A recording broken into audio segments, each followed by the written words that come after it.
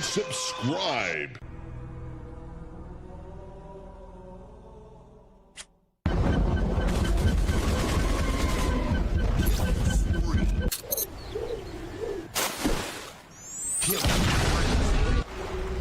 Hey, look out!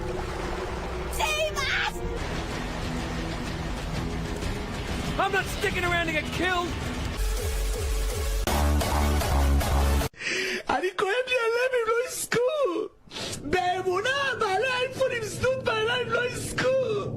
לא יזכו! יש בורא למוסד ברור בעם ישראל! אני בא להציל את עם ישראל! למי אכפת? שכינה זועקת! בורא עולם בוכה!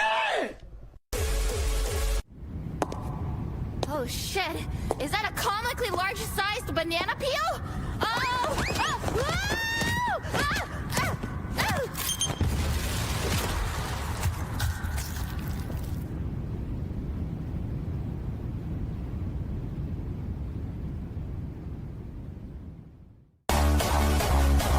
You gotta help me. I hit the Beijing bar and now I'm turning Chinese at an alarming rate. Soon I won't even remember who I am. Where am I? I'm trapped in the temple. I need to experience supreme suffering in order to reach enlightenment. Suffer with me, gang.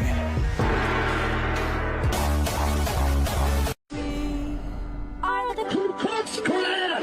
will always He didn't use his charging card! Whopper, Whopper, Whopper, Junior, Double, Triple Whopper, Flame Grill taste with perfect toppers. I rule this day. Lettuce, mayo, pickle, ketchup. It's okay if I don't want that Impossible or bacon Whopper. Any Whopper my way. Whopper, Whopper, Whopper, Whopper, Junior, Double, Triple Whopper, Flame Grill taste with perfect toppers. I rule this day. Whopper, Whopper, Whopper, Whopper, Junior, Double, Triple Whopper. Whopper, Whopper, Whopper, Whopper, Junior, Double, Triple Whopper.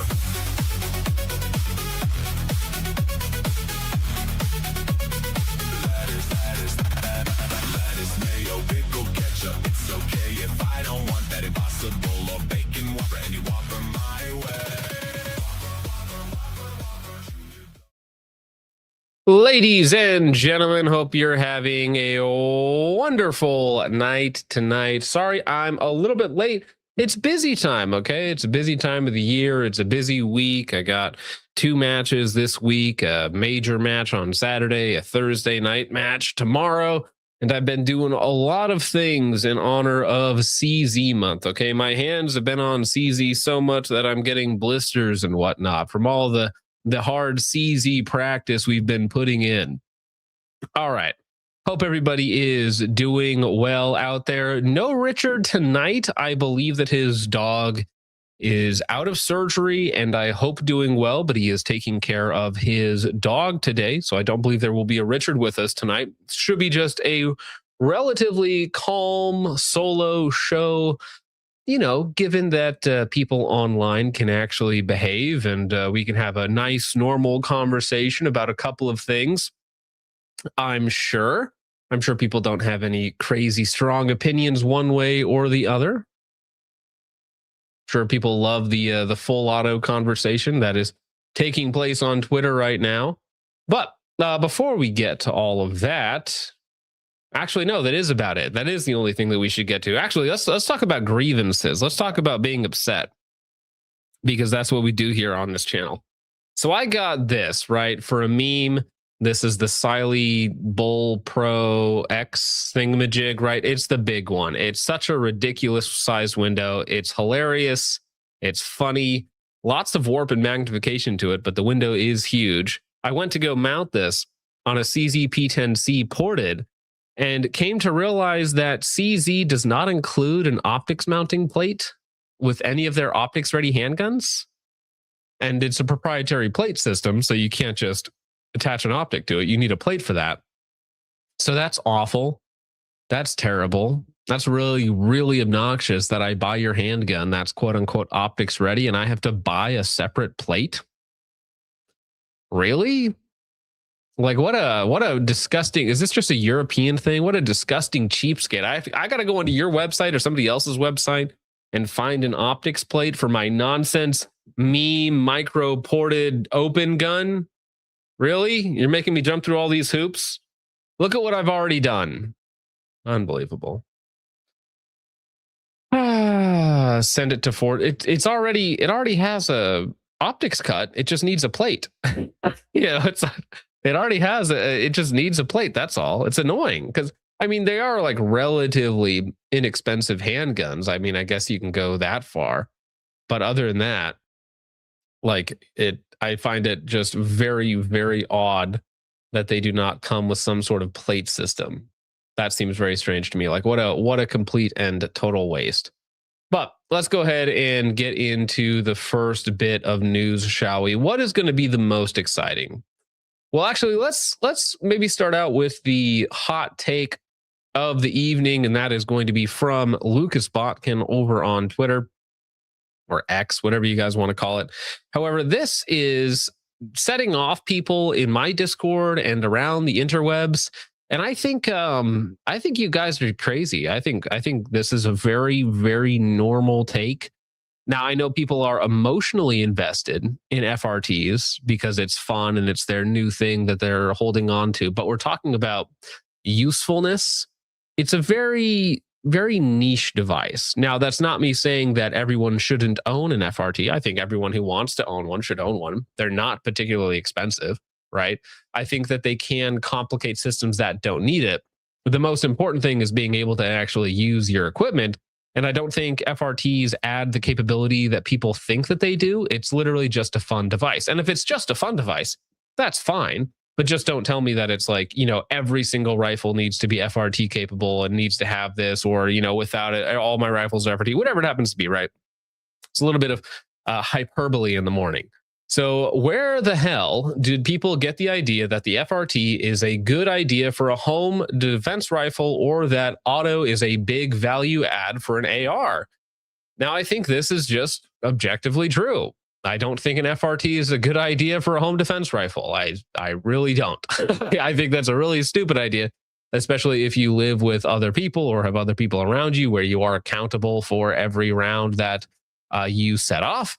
And so I think FRT or any system that makes it more complicated than it needs to be is probably a bad idea for home defense. Now, again, for some of you meme lords out there, well, you live by yourself because no one wants to be around you, and you're like, I'm going to shoot 37 rounds through my home intruder's chest in the middle of the night.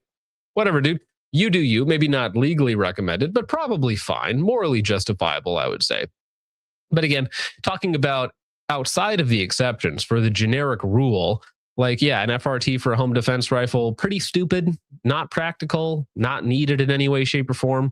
What's actually important is having access to a firearm that works and in a way that you are effective with it, right? Now, when it comes to just having auto capabilities, which is all an FRT is, really, an FRT is a way to legally get full auto on anything. And that's really what people want. People want it for the fun factor. They want it for the cool factor. It's something that they've been starved from for a long time. Our grandparents used to be able to get full autos, just order them, straight to their door in some cases. Us, however, born, post 86, have never been able to have such a device so easily attainable. And now that's why there's the craze in the FRT market. But again, even normal ARs, not really all that useful unless you're very, very, very skilled with it. Because I know people will say, oh, well, volume of fire, and it's not particularly effective. What's actually effective is being able to get off rounds on target. And FRTs, oftentimes, they complicate your ammo management and they make it harder to actually put rounds where you want it. In terms of where are FRTs actually super useful? Well, it's in some sort of like auto rifle setup that can really take advantage of that higher fire rate, in a more serious use case, like a true Second Amendment use case where you are going up against near peer forces. That's where an FRT can really come into play, right? In some of those more specialized systems, light LMG systems, whatever it might be, something that can actually take advantage of a higher rate of fire, has higher ammo capacity, something that has suppressive capability. That's where an FRT-like thing can actually, make a huge difference. And the issue that I have even with that argument is when you think about it, if we are in some sort of near peer environment where we're going up against, a government or a foreign entity, like, do we really care about laws then at all? And are we all just, drilling the third pin, right? If we're actually in that, taking on a government or foreign entity situation, like, does anyone care about FRTs, right? At that point, for right now, they're a novelty. People are very, very excited about them because, again, they've been starved for that FRT-like device, that full auto firing, basically. And I get it. It's fun. It's fun to mag dump into trash. The way I see it, it's a cool capability to have. Everyone should have the ability to have that ability. I don't think it's needed on every rifle, every system. I think it's cool. I like the tech. Personally, as somebody who likes to be good and effective at shooting with rifles, pistols, whatever it might be, they don't really interest me. I have a couple. I never use them, right? So outside of like specific testing purposes, I never use an FRT or anything else like that. It's not, just having loud noises happening around me in a fast succession. And if that is what entertains you, it's a little ethnic coded. Just going to say it. It's a little ethnic coded. So when I see people just, shoot off 30 rounds and then like start chimping out and like hooting and hollering and whatnot, it's just very ethnic. Okay. It's not very civilized. All right. Not that you shouldn't have that ability or shouldn't have that right to do that whenever you feel like, of course. I'm just saying, the aesthetics of it all. It's a little chimpy. It's a little ethnic. That's all. All right. Now, I'm sure people in the chat are totally agreeing with me and have no disagreements. Pretty upset with Lucas, a lot of people. Let's see. FRTs are crucial to the development of inner city youth. Yes, it's very ethnic coded. It's very true. Not that you shouldn't have them, not that you shouldn't have the capability, not that you shouldn't employ them in a useful manner, right? But if it's just like FRT everything, well, it's just silly, right? It's slop content for 2026. It's the era of the slop FRTs where you're having a new FRT manufacturer come up every week and it's just the same slop, regurgitated over and over and over again. And in a year or two, people will be bored of it and on to some other trend, right? That's just the way it's going to be. Shadow Force says, a regular old M4A1 has full auto just there when you need it. Well, that is what the capability is. But most FRT devices are either not super durable or they're finicky or the standard, like a rare breed. A rare breed is a really good FRT device, not so good of a standard trigger. Now, they also did just bring out, I want to say, a 2-stage version of that FRT, but nobody wants to give their money to rare breed, right? Because rare breed's trying to make it harder for everybody else, right?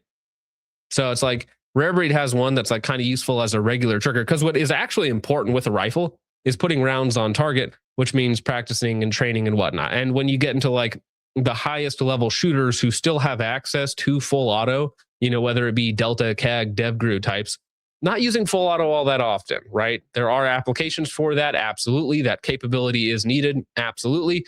But that's the niche. That's not the standard. The standard is almost always semi-auto, right? FRTs are base and you are homosexual. Again, see, this is a emotional young man chimping out in the chat. Probably black, just going to say it, really upset that somebody is saying anything negative about FRTs. The FRTs are based, whatever that happens to mean to you, and that's fine. You should own them. You should have the capability to do them. But just like loud noise, like ethnic activities right in the hood, it's not like, that's not cool. If that's cool to you, you're like 12 years old. That's fine, right? Having capability and actually being able to use something in a useful manner for a serious situation is way cooler, though. That's all. All right. Let's see. FRTs are a plug-and-play setup for someone too dumb to drill the third hole. Well, I think that they're legal right now, right? Which is why it's so prolific. Now, blacks, of course, don't care, and I should say ethnics, okay, to be more kosher. Ethnics don't care, but yeah, they're a legal way to get around all of the restrictions. Let's see.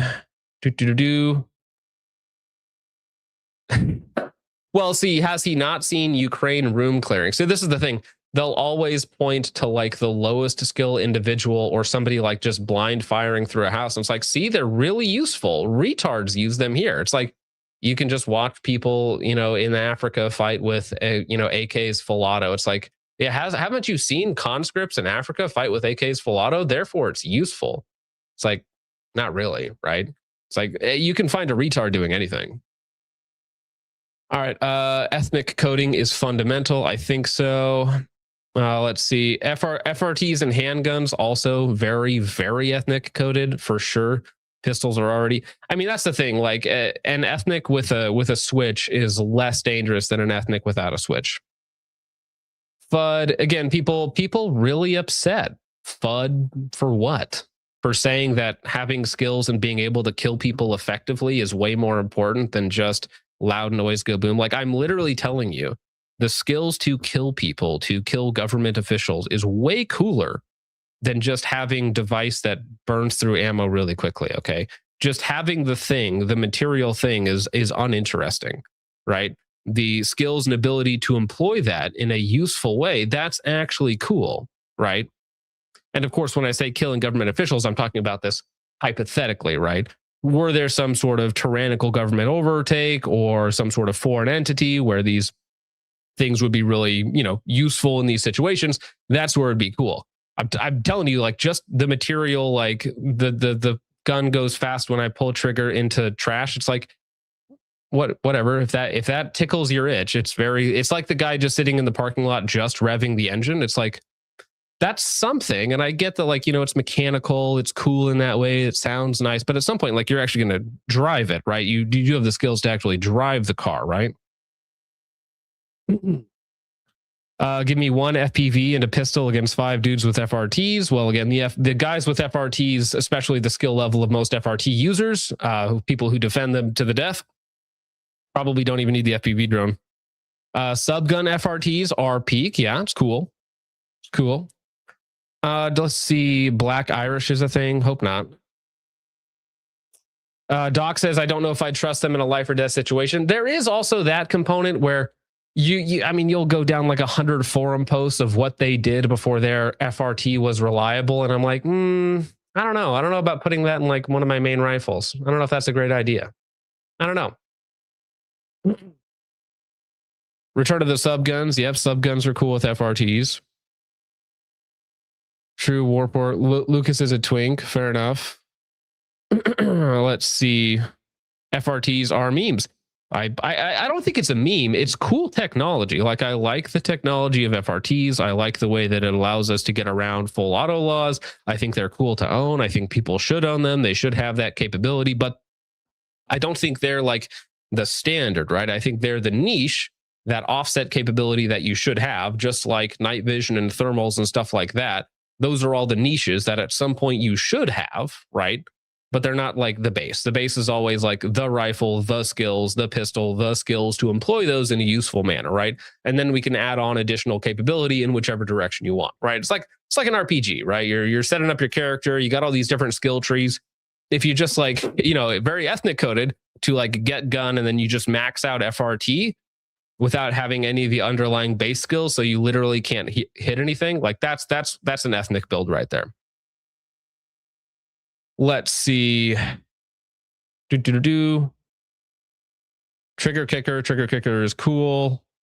FRTs are cool. Like, I agree that the technology is cool. The implementation of them, though, right? That's where it's like, how are these things actually useful? Like, when are these things actually used to their full ability? Let's see. FRTs are the white man switch. That's funny. Well, actually, this is funny. Lost Arrow says, Lord, give me strength to do cardio, which, yeah, Godspeed out there, Arrow. Cardio is the worst part of everyone's day. But honestly, yeah, cardio is probably more important to most FRT users than the actual FRT themselves, if you know what I'm saying. Let's see. I'm an old white man. All right. Whatever. Spray and pray. Yep. Very ethnic coded. Gives ethnic vibes. So I about it. All right. Checks out.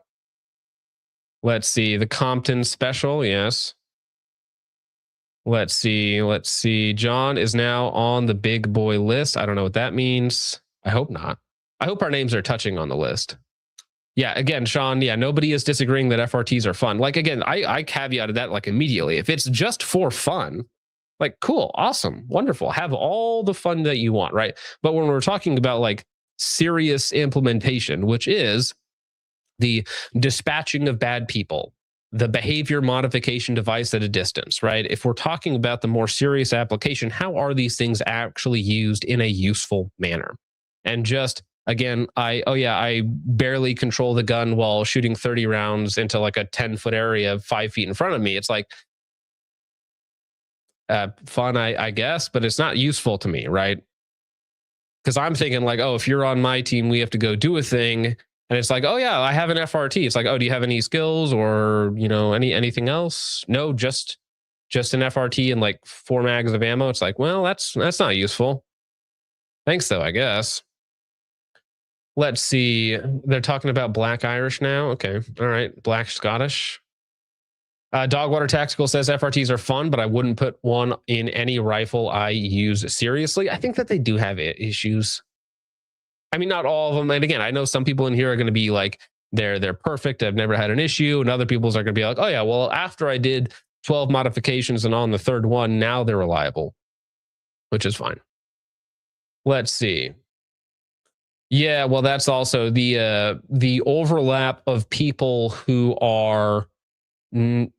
have like less than 100 rounds of ammunition on them, and the overlap of people who spent their last crisp $100 bill on a super safety is like there's a lot of overlap there where they're like, no, FRTs are super cool and the capability of dispensing a lot of ammo quickly is needed. How much ammo do you have? 97 rounds left. It's like, okay, thanks, I guess. Let's see. FRTs are the most practical in PCCs.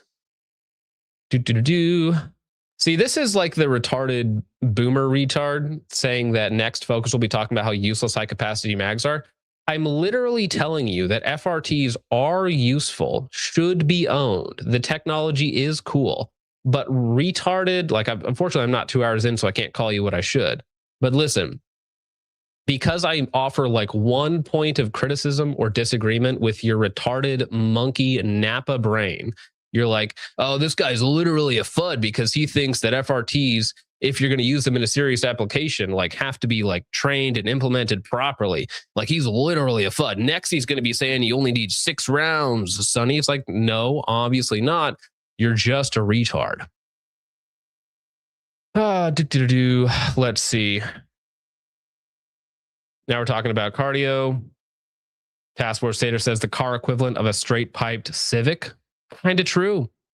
Kind of true. Let's see what else is here. Where is Richard? Richard is hopefully taking care of his dog right now. Well, I'm just going through. I want to hear what you guys are saying. There's a couple of you guys talking about it. Based Mike for Life says, didn't John make videos shooting FRTs at one time? See, this is another complaint that I've seen. Yes, I own FRTs. As I've stated multiple times, FRTs are cool. They're a capability that you should invest into eventually, and they should be implemented in a system that works. So I literally have one of the Red Right Hand auto rifle uppers in my closet, right? Or at least, you know, a part of his upper collection in my closet that is really, really good at doing the full auto thing, right? It does that extremely well. It does not mag dump into trash. It does double at 400 yards, right? So that is like, that's capable. That's useful. That's awesome. That works great. That's reliable, right? I have the skills to implement that properly and be an asset to someone. Not just like, oh, I have a 10.5 with no, you know, it's very ethnic coded. I have a 10.5 with no brace, no stock on it, and I can't hit anything and it's not reliable, right? That's the average FRT experience. Let's see. We should probably get rid of that guy. All right, let's see. The fan bases of FRTs are brown. Again, it is very ethnic coded. And I still think I'm going to continue to argue that you should own them. I just want that you to like realistically look at yourself. If you are trying to use this for a serious application, that being anti-tyrannical government, anti-foreign entity, right? Whatever the combination of the two they're in, right? Then you just need to actually have the skills as a base to implement them properly. They need to be in a system that works, that makes sense. And you personally need to have the capability to actually carry that out. Like if you're going to employ an FRT in an auto rifle like system, and you need to carry 300 plus rounds on your person or be with a buddy or a couple of buddies, right? That's something logistically that you got to work out ahead of time to actually take the full advantage of a system like that. Let's see. Anybody else in here? Anybody else crying or whining? Let's see. Chat's more retarded than Richard. It's just a couple of people. Well, see, here's the thing, Base Mike. Like, you've been in the chat a long time. We've had lots of conversations, but people who love FRTs are so reflexively defensive that it's crazy. Like, if I say like a Glock 17 with a switch is not really that useful, people will like flip out and call you a FUD. I'm like, no. It's literally not that useful, right? Handguns already are barely useful and very difficult to be effective with, right? Like me, if I have to engage someone with a handgun in between, let's say 15 and 30 yards, like I would never want to switch. Please do not give me a switch, right? I'm somebody who's obviously a grandmaster in USPSA, so I have a little bit of pedigree there. I have a little bit of skills when it comes to handgun shooting and whatnot. So personally, I would, be very capable out to like 50 or 100 yards with a handgun, but I would never want an FRT, right? I'd be much, much, much more effective without it. Oh, let's see here. Trigger kicker. Yeah, the trigger kicker is cool just because it's simple and cheap. NVGs are far more useful. Now, that's actually interesting. Maybe that's something we should talk about. In the scale of usefulness, where do FRTs actually fall? Because I'm thinking I need to figure out a better way to do that. No, that's not it. Where do FRTs actually fall, though, right? Because I do think that maybe, the base gun and skills, like that's always your base level, right? So that's just assumed that you have the gun and some level of skill to use the gun in a proper manner. So I'm thinking after that, it might be night vision or it might be thermals. And people can probably make arguments for it's night vision or thermals. Now, the argument for an FRT is FRTs are really cheap, right? So if you can get a 3-position FRT for a couple hundo, right, then maybe that makes sense as a jump, right? It's like, well, while I'm waiting to get the funds for night vision or thermals, right, I'll just get the FRT because it's cheap, which is a fine argument, right? It's like, okay, I picked it up because I have the extra cash to afford that, right? Versus like night vision, 1, it's very complicated. 2, it's very expensive. 3, it's also very niche. Thermals, it's like, okay, well, that's still expensive. There's a lot of research you need to do. And then it's like, okay, well, that's also kind of niche, maybe as niche or more niche or less niche than night vision even, right? So I totally get people going to FRTs sooner because they're just cheaper, right? Even if you like the most expensive FRT is like, 1/10 the cost of a good NVG unit, right? Let's see here. Pay attention, people. It's free. I'm brown. Fair enough. Good to know. Good to know.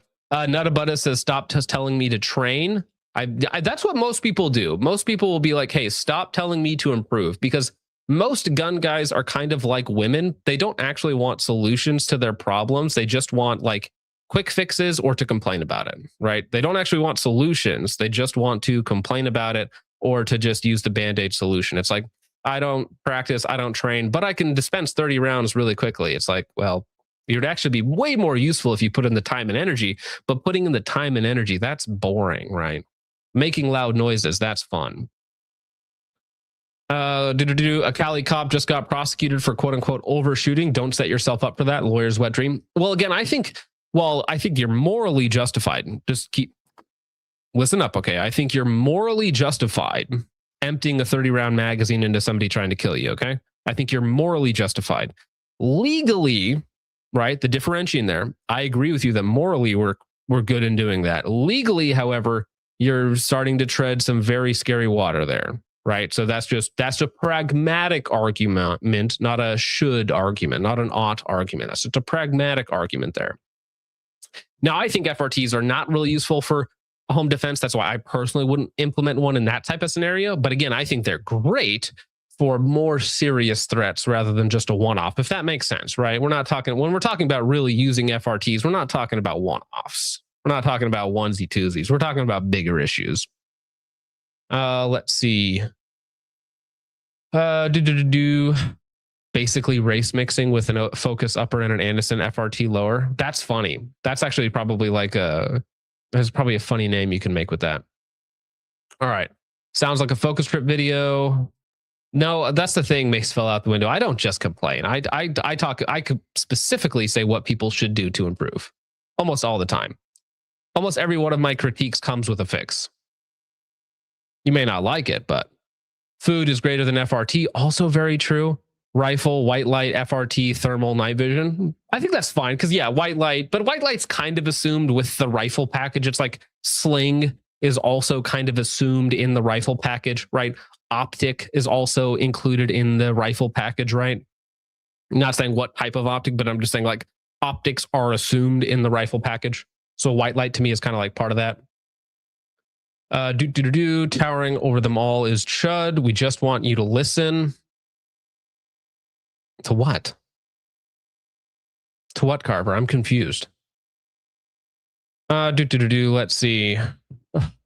Chud, what is he doing? What is he doing? Goat Doctor, is he being crazy? We need a tier list of functionality of kit. No, that's not for me. Let's see.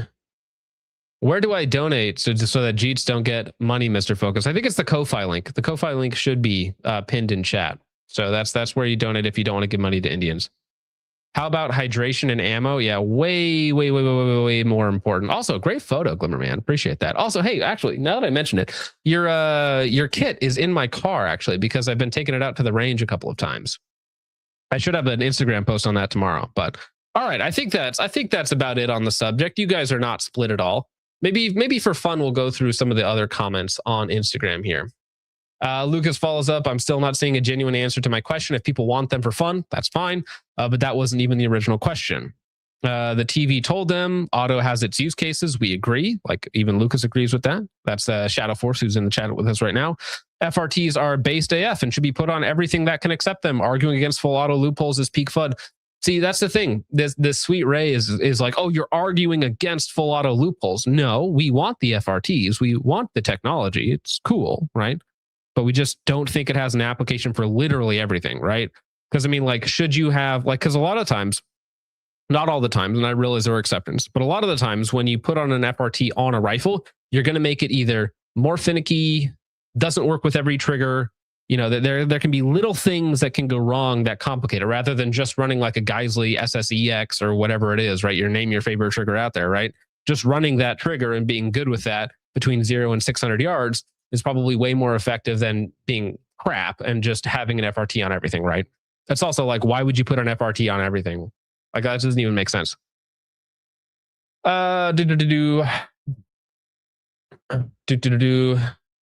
Well, talking about video games, yes, full auto is very, very useful in video games. Very true. Very, very true. Full auto is very useful for video games. All right. Let's go ahead and move on from there, though. Actually, there's probably some super chat questions on that. We'll get to that now. Let's see. Mag dumping into trash, says Little Booty Fart. Remember, for 8 months is my tactical training. Fair enough. Fair enough. Thank you, Little Booty Fart. Polly B for 10 says appealing to CAG is stupid in my opinion. Cool guys with an entire military industrial complex at their back, flat range, the best in Ukraine. They recon by fire, mag dump down trages. I am not CAG. Well, but you understand, you're like, hey, which one should we aspire to be like? Should we aspire to be like the worst conscripts imaginable or like the best shooters imaginable? Should we have like maximum capability or minimum capability, right?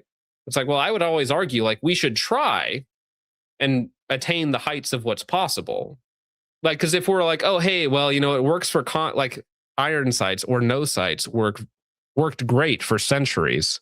It's that type of argument is like, oh, you don't need iron sights, you don't need, or you don't need a red dot, you don't need lights, you don't need this, you don't need that. Like that type of argument leads you like to the lowest common denominator. And I don't want to go to the lowest common denominator. I want to be like, listen, if I ever have to do something serious with people, I want them to be like maximally capable, right? Which means that some of them are going to have FRTs, but they're going to have the baseline skills. They're going to have the system that makes sense, and they're going to be able to implement it in a usable fashion, right?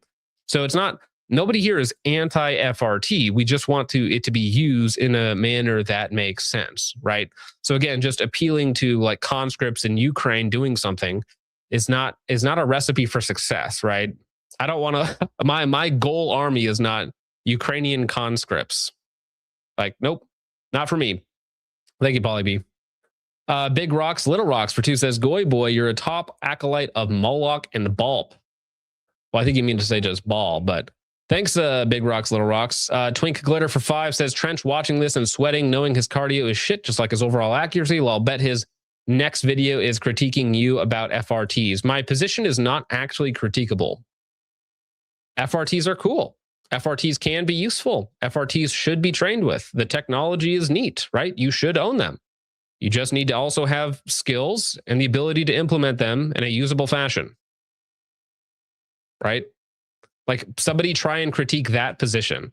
If somebody actually disagrees with me, please try and critique my position. Thank you, Twinkler. L Sniff Mustard Gas, new member. That is a great name. Thank you, sir. L Ediolon for 5 says, hey, John, I'm new to ARs and was wondering what the best optic for strategic found scenarios. Well, it's almost always a red dot magnifier combo.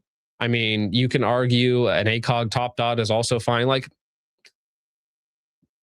it really depends on what you mean by SHTF, right? Because if you're like, no, the apocalypse and the EMPs are here and my batteries are dead, it's like, well, the internet's heretical, right? So I don't know. But I mean, what works on ARs is just what works on ARs, regardless of the situation. And that's going to be red dot magnifier and if you're paranoid, backup irons, right? Thank you, Edelon. Thank you. Julio Villery for 2 says, Prophecy, Wizards changed the NBA first pick to Cam Boozer. Not related, but thank you to Julio. Todd Dogs for 2 says, the price of food will rise exponentially. FRTs, not so much. Well, if you're talking about like the issue with, thank you, Subartic Psycho. If you're talking about the issue with like fertilizer and the food shortages coming to Europe shortly, then yeah, probably. Coppertone for 2 says N, appreciate it. Amorite Boy for 2 says late, but not scammed by Olight. We will get into that once I sort it all out. Mace fell out the window for 5 says, I meant, is a FRT more useful than night vision? Sounds like an focus strip video title, not an insult. I like focus. Oh, well, thank you very much. But is FRT more useful than night vision? That sounds like a brass facts video because that's like a concept video. It's like, well, where is this one useful and where is this one useful? And I would argue that cost aside, night vision is a little cooler because, like, again, walking in the dark and having that advantage over other people, and like that allows you a lot of options to move at night when other people may not. Whereas FRT is literally just an engagement thing. It's like, if I'm already choosing to shoot at people, I can shoot at people faster now. Right. Thank you, Mace. Jury Seller for 5 says, Shark Coast were hard at work today filtering messages with Liberty. Well, oh, did they do a live stream or something? That'd be really funny. That'd be really funny if they did. Thank you, Jury Seller. Sniff Mustard Gas for 5 says, guerrilla warfare is more useful than just having an FRT. Also, it's a lot harder to clear a room without grenades, so I understand blind firing with FRTs. Right. So whenever I think about it in the American civilian concept, I'm like, that's like a civil war or invasion scenario. Invasion scenario is not super likely. Civil war is also like not crazy likely. You know, it's always possible, but yeah, I just I think there'll be pockets of stuff like that, but not. I don't think it's going to be a full Ukraine Russia. I don't even think that's possible. But thank you, Mustard Gas. So quoting Ukraine Russia to me in an FRT conversation is like not really applicable, not really analogous. Hilter Lover 1488 says, you ever use a Browning high power debating on one for limited? I never have, but if you're just going to shoot limited, or you can shoot limited 10, although limited 10 now has optics. It'd be fine in limited. You're not going to win, but it'd be fine in limited. Thank you, Hilter Lover. Ja for 5 says, smoked 4 hogs at about 60 yards with an FRT burst at night. Very useful in my opinion. But again, this is like, you could have done the exact same thing without FRT. And I wouldn't argue that in a situation where it's like you're stable and you have the ability to dispense 4 hogs at 60 yards, like you've obviously acquired the skills to make that useful. And congratulations, like that's good. That is a good implementation of it, right? But if you were just a YN who tried to do the exact same thing, right, with an FRT at 60 yards, wouldn't hit a damn thing. right? It'd be more dangerous to the people standing next to you than the hogs downrange. So if you're like smoking hogs at 60 yards with an FRT, you have the skills to actually implement that in a usable fashion, which is great. Congratulations. That's exactly what I want. All right, let's see here. Over on Rumble, I know I saw one come in. Oh, Jarrett for 2 says, I know it's very Catholic of me, but I'm asking for prayers for my buddy's family. He passed yesterday and they need all they can get. Christ is still king and God is still good. Well, thank you very much. Oh, Jarrett, I'm sorry to hear for your buddy's family there. And we will be praying for him. And it's not just Catholic to ask people for prayers. Okay. It's intercessory prayer of saints that Protestants would have an argument against or have an issue with. I don't worry about it. All right. Over on Ko-Fi, I'll get to those. I saw those coming in. Berserker, I think is the first one for 5, says, you see Jesse Cinco getting all butt hurt when people were calling it the scam one in his post, heavy glazing the Mark 1. Yes, Berserker, I have to note all of the Jesse Cinco posts. I have to bookmark them and then read them later on because they're going to be part of a video coming up, because I really dislike it when people have my number and people talk to me about things and then they agree with me and then they say different things on Twitter the next day. It's like really annoying, right? It's really obnoxious. It's like you were just agreeing with me yesterday and then you're bad mouthing me today. It's like, you don't have to do that. Your boy says, who makes a nice quad rail upper, mid end and high end in terms of dollars? Well, honestly, a BCM with a 10.5 or 11.5 with the Raider rail, is that the one? That's kind of a quad. It's not a full quad. It's like a quarter quad. You know, it just has the Picatinny at the end. That's a good one. And honestly, I don't know anybody else right now that makes a super high-end modern quad rail. Troy does? Does Troy make one? That's cool. Maybe Troy, yeah, but I haven't kept up with a ton of them. Nupid becomes a Ko-Fi caffeine creep. And Sabardic Psycho says, you look good, John. Hair looks good. Mustache looks good. Suit looks nice. You usually look like a slob. Well, thanks. I appreciate it. I spent all day on the range today with my son. We were shooting a couple of CZs. No, actually, Ross Martin, because CZ didn't have a optic on it. Thank you, Sabardic. Breakfast Paladin for 3 says, have to catch the rest of the stream on VOD. Christ is King, Psalm 91:14. Let me pull that up. See, that's how you know your computer is listening to you at all times, because as soon as I say Psalms 91:14, it like pops up in the search bar. All right, thanks, Google. Because he loves me, says the Lord, I will rescue him. I will protect him, for he acknowledges my name. Well, thank you very much for that. I appreciate that. Also, base verse. And then last one, I think Pauly B over on Ko-Fi for $20. That was a misclick. I did not mean to press that one. It happens to be right next to the BTM, so I apologize for that, Pauly. That was not very nice of me. Here's to the 10K goal to steelman the FRT. I simply want one more singular military capability, like we have nods, thermals, and plates, because it isn't a complex ambush without high explosives and direct and indirect fires. Well, again, I agree. The capability of being able to have suppressive fire with an FRT with somebody who has training, ammo, and a system capable of doing that thing is great, right? Again, my analogy is like most of the time, most FRT users are just, 10.5, no brace, no stock, mag dumping with no control into a berm and then laughing and giggling and chimping out over it. It's like, that's not exciting. Having capability to do what you're describing, that's fantastic, right?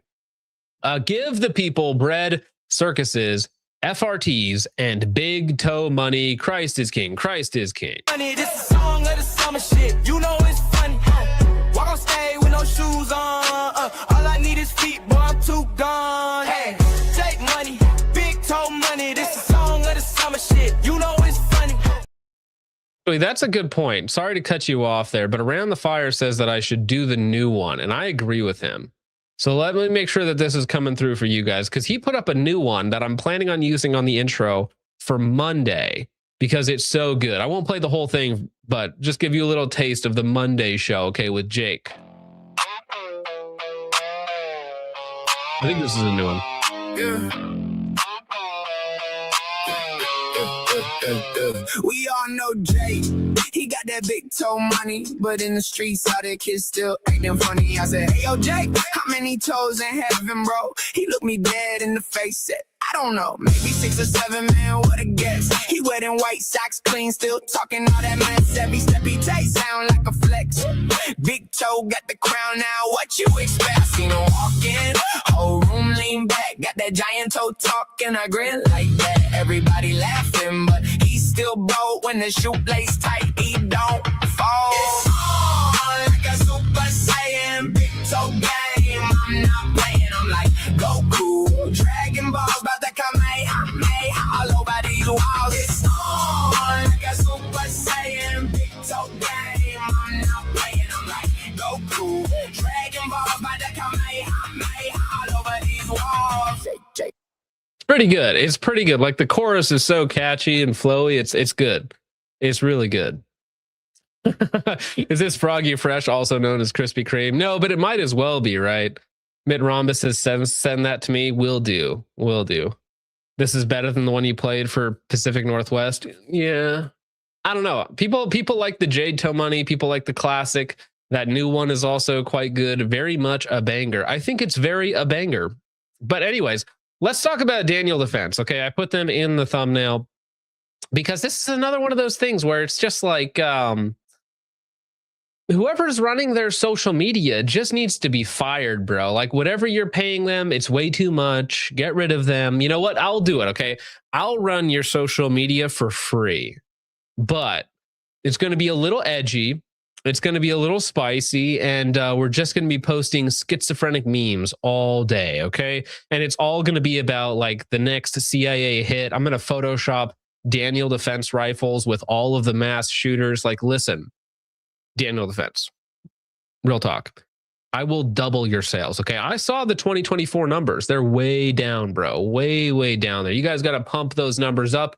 I can get it done, okay? It's going to be schizophrenic marketing. It's going to be rage baiting. It's going to be all the things, okay? It's going to be a whole new strategy for you guys. But this isn't it.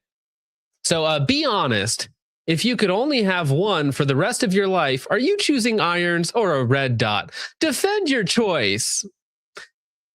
Like it's one of those like engagement bait, you know, where it's like, what do you guys think about that?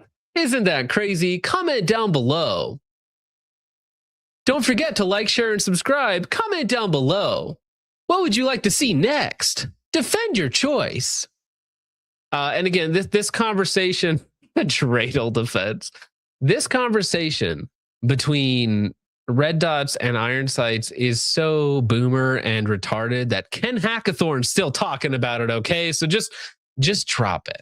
Just drop it. And people really didn't like this. So they've been ratioed. There's more comments than likes on the post. People going over some of their stuff. Yep, that's about sums it up.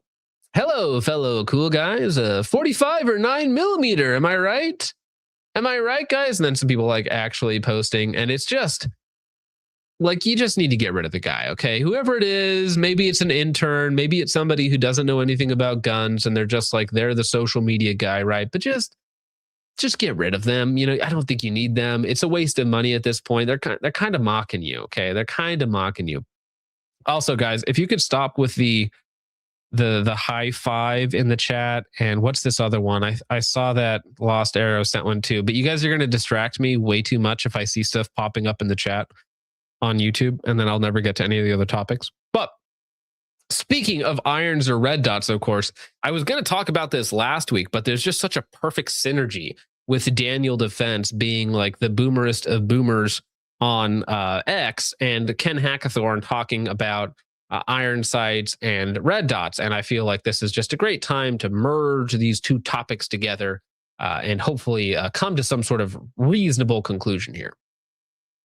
Here's the cold hard reality that nobody wants to talk about.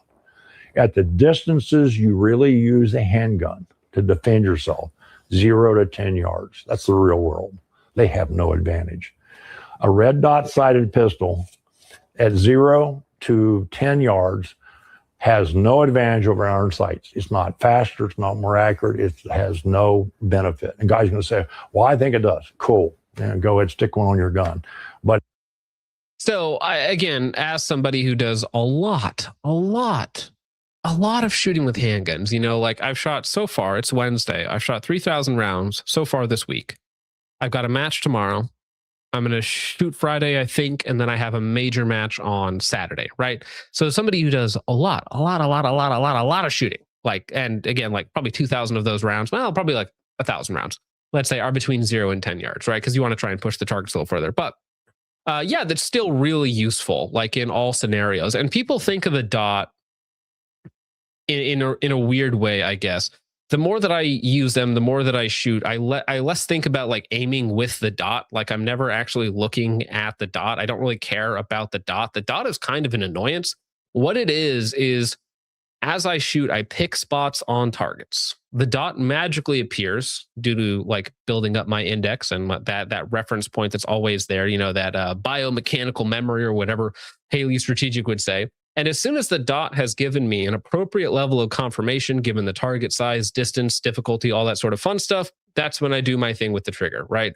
So even inside of 10 yards, dots are absolutely useful. Dots give me so much better confirmation, in my opinion, personally, than iron sights do. And there's a reason why all the top shooters, they all just left the irons division, right? Basically, because dots are way more interesting. They have more capability, not more capability in terms of like the shooter, but obviously, they're a lot less obstructive. The confirmation level is so much more precise, right? There's no, you know, or very little parallax or error within the sights themselves, like you get with iron sights. So especially for the mid shooter, let's say, because like obviously the high tiered shooters, like whether you give them iron sights or a red dot, they're going to perform at a very high level.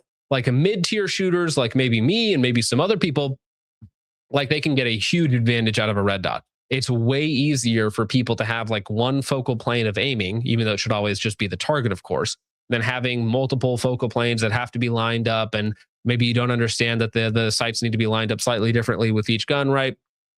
It's way harder to teach somebody to be fast and accurate quickly on iron sights than it is with a red dot. Like a red dot just tells you, it gives you so much information, right? Because like when I'm doing like doubles at 25 yards, right?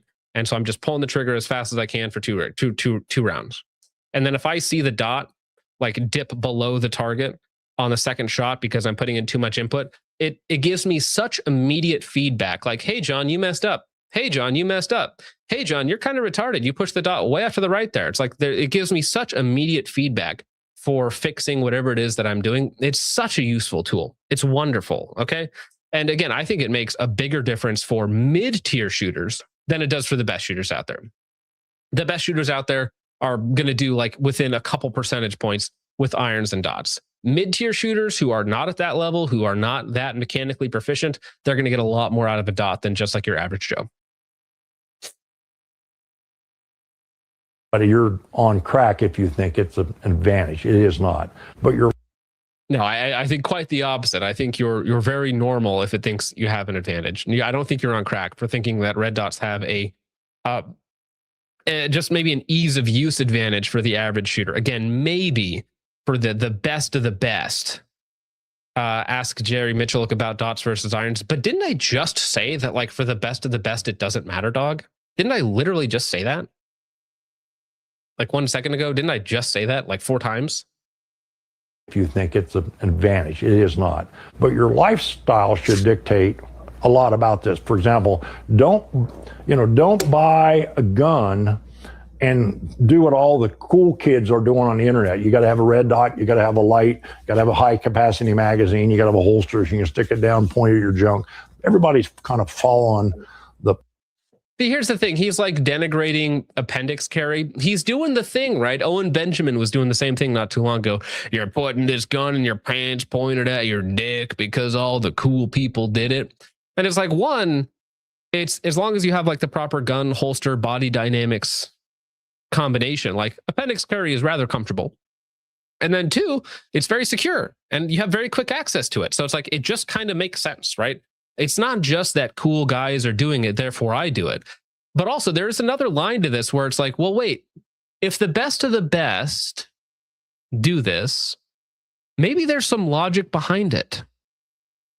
It's like, yeah, maybe like if I'm trying to learn how to drive really fast, maybe I should figure out what Verstappen is doing and how he, attacks turns, right? Maybe I should actually take into account what some of the best actually do, right? Doesn't that just make intuitive sense? Right? It's like, don't just do what all the cool people are doing. And I agree there's lots of like cult of personality, but I'm talking holistically, like just look at what all like the top 20, 30, 40 shooters in the world are doing in whatever discipline that you're looking at. And you're like, maybe you should actually try some of that stuff. It's like, wow, I want to be really good at PRS shooting. Well, don't follow the fads and trends. It's like, well, maybe you look at the top 20, 30, 40 guys and all their setups are really similar. And you're like, maybe they have a point. Maybe they know something more than I do. Lost Air says we need to take boomers' access to the internet away. Truk. All right. Let's see. Why shoulders? Fuck with appendix. Yeah. Preach. He needs to be promoted to a retirement home for FUDs for this take. No, I love it, dude. This is fun for me. I want to give boomers more access to the internet. The more I think about it, actually, I want to give boomers more access to the internet, right? It's way more fun with them here, though, right? Like, it's way better, dude. Yeah, the leaders on this, the cool kid leaders. And the truth of the matter is that may not be the best choice. With a hood that protects them, yes, you can. And that's what the cops have. As a matter of fact, the dot-sighted pistols with the lights the cops are carrying, they don't have holsters. They got buckets that are disguised as holsters. If you look at them, it's like wearing a bucket on your hip. It's kind of, What is he talking about? You guys can't see it because he's holding a firearm and YouTube doesn't like that. But he's like, oh, those cops with their buckets. Oh, they got lights on their guns. Oh, I'm like, any LE guys in the chat want to comment about light usage on a handgun? Actually, I think Ben just commented. Let me see if I can pull it up. Ken, this is Ben, who's a cool guy, does cool things. Ken says, why are the masses of LE agencies moving to red dots? LEs are not good shooters. Their shootings are at close range and they get minimal training. Again, a dot will always provide you more confirmation more accurately than iron sights will, right? Like, if I'm close enough with a dot or with an iron sight, right, I can just put the front sight on the target and pull the trigger, right? Regardless of rear alignment. Or there's other tricks that people use for like speed shooting or point shooting or index shooting, whatever you want to call it. But a dot is like, as soon as the dot is sitting on somebody's chest, like that shit is where it is, right? Whereas if you have a front sight sitting on somebody's chest, depending on which way you're holding the gun, like that may or may not be accurate. But like a dot, like as soon as that confirmation is on somebody's chest and I pull the trigger, like it's going there. That's where the bullet's going.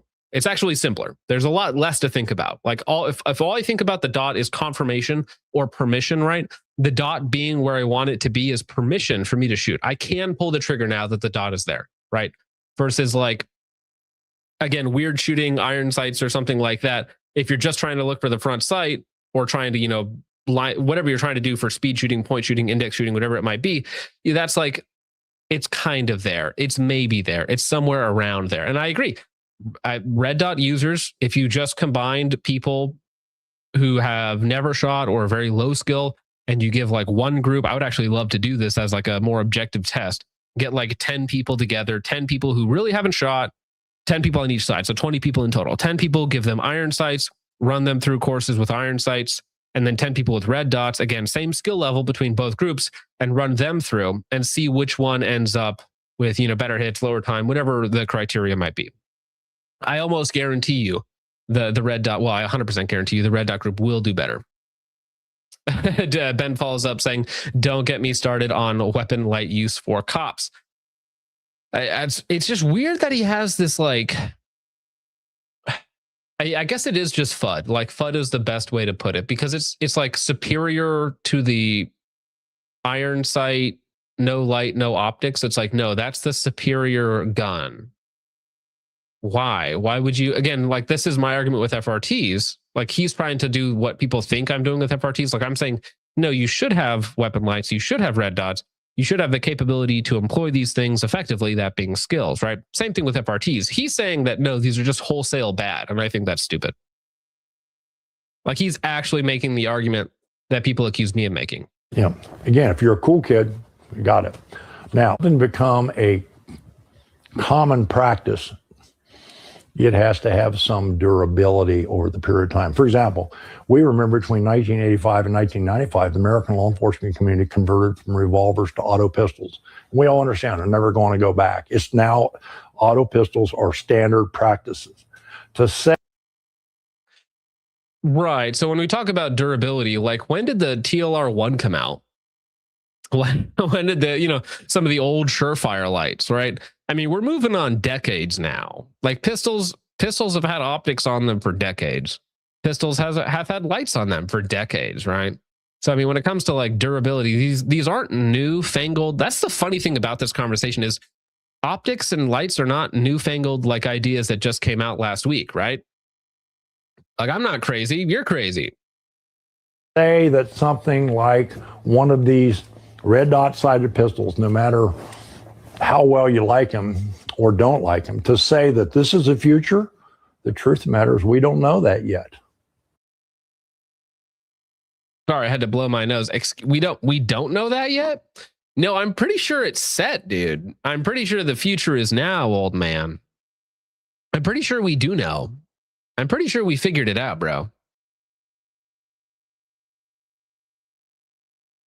My belief is if you're a 1%er, you probably are going to really, really like them and learn to use them. If you're part of the 99% of the rest of the gun owning culture, I don't think they're probably going to have the Bong Sloth, very funny name, says, shooting my first sanctioned USPSA match tomorrow. How do I win? You shoot the ROs. How do you actually win? Let's see. Well, you shoot faster and more accurately than everybody else, but realistically, like, you can't do anything about your skills. It's tomorrow. Okay. What you need to do is focus on the stage and executing the stage perfectly every time. Okay. Because that's really all you can do at this point. Your skills are what they are. Your gear is what it is. But when you get there, focus, watch the best guys there, squad with the best guys, by the way, always squad with the best guys, watch how they run the stage and attempt to execute their stage plan better. Right. If you're trying to actually win, that's my advice there. Strategic Haley says they don't want to adapt to technology because they don't want to be in the same pool of shooters as younger generation. Subconscious boomer segregation. Well, I think there might be a little bit of that where they're like, oh, these guys running around with their optics and lights on their pistols and not me. I'm sitting over here with my 1911 single stack and the Lord's caliber of 45 auto. And it's like realistically, though, they just can't compete anymore, right? They're not as good at anymore. They're not as relevant anymore. And so all they do to cope is like, well, but I'm not into all that new stuff. So I'm over here. I got what I got. Gravedigger says, how old is that video? Like a week old. That's the bad part about this video is I saw it last week. I think Ben Steger posted it and I downloaded it. I was going to talk about it last week, but no, I think it's about a week old. So not looking good. Not looking good. Carver says that plastic crap. Yeah. That'll go through airports, security screeners.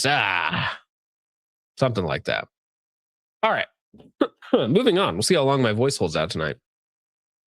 We'll go ahead and talk about other boomer things. That being Remington Arms winning contracts in 2026.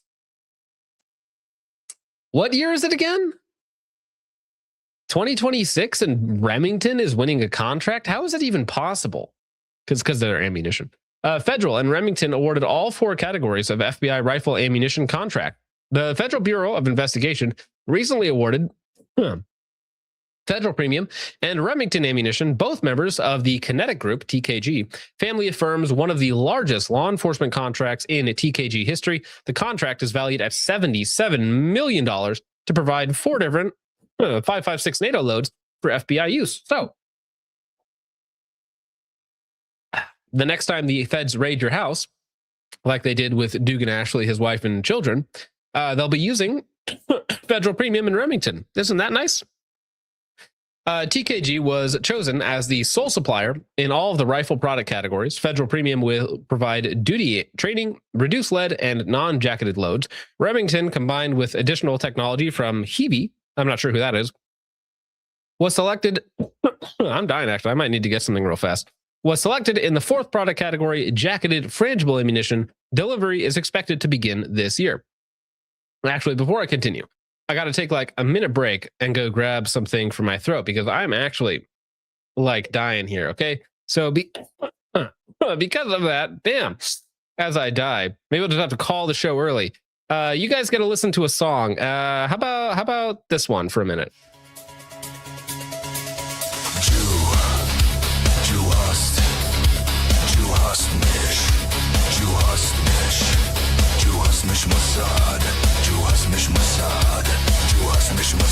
We're occupied by Zog.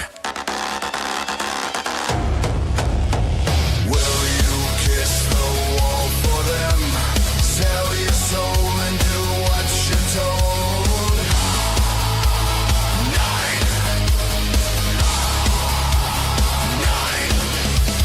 Will you kiss the wall for them? Sell your soul and do what you're told.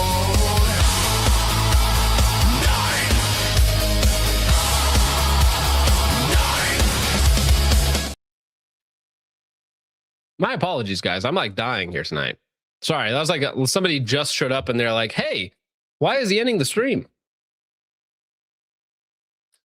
Spec actually sends a GG for 10 joules, whatever that means. Again, stop distracting me with that.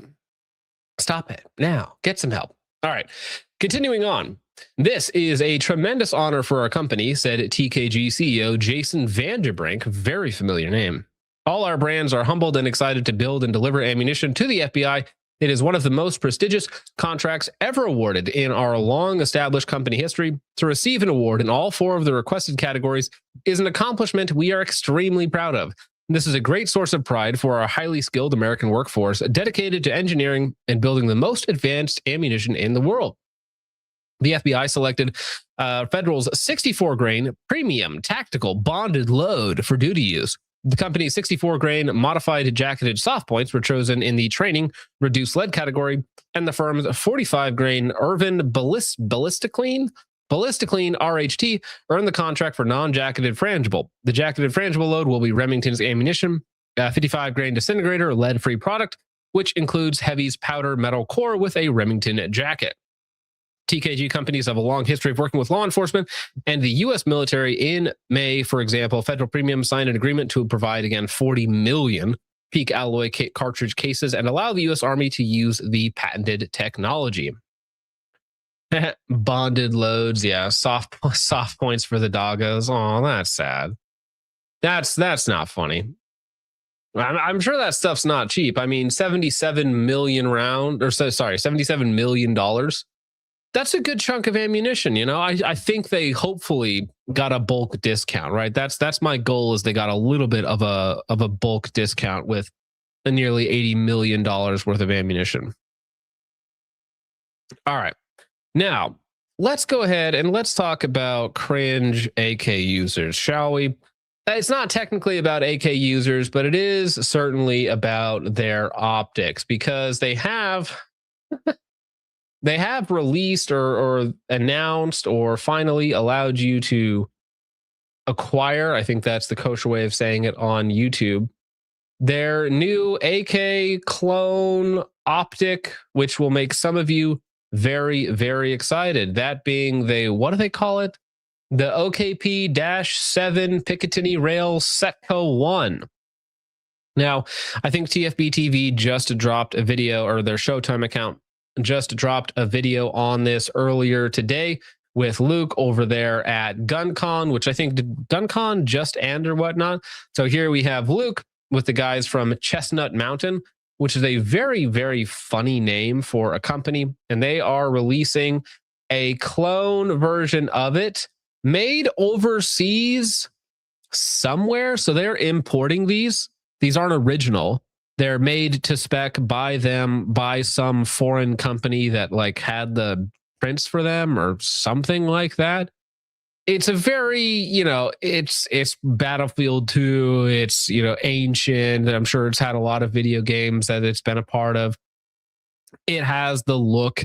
I know that there were some American companies trying to make it here in the States, but it's just turns out to be more effective to have somebody else make it, import it, and then, slap your label on it and then make a little bit of money on it. Now, talking about the exchange rate, right? How much would it take for you to acquire one of these things?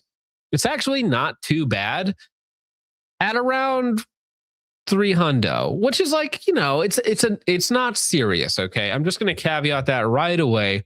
Never, ever, ever put this on a serious build. Now they claim that it can hold up to 7.62 recoil and it's not airsoft quality, because most of the ones of these that you see floating around are going to be on like AliExpress, Wish, Temu, or whatnot.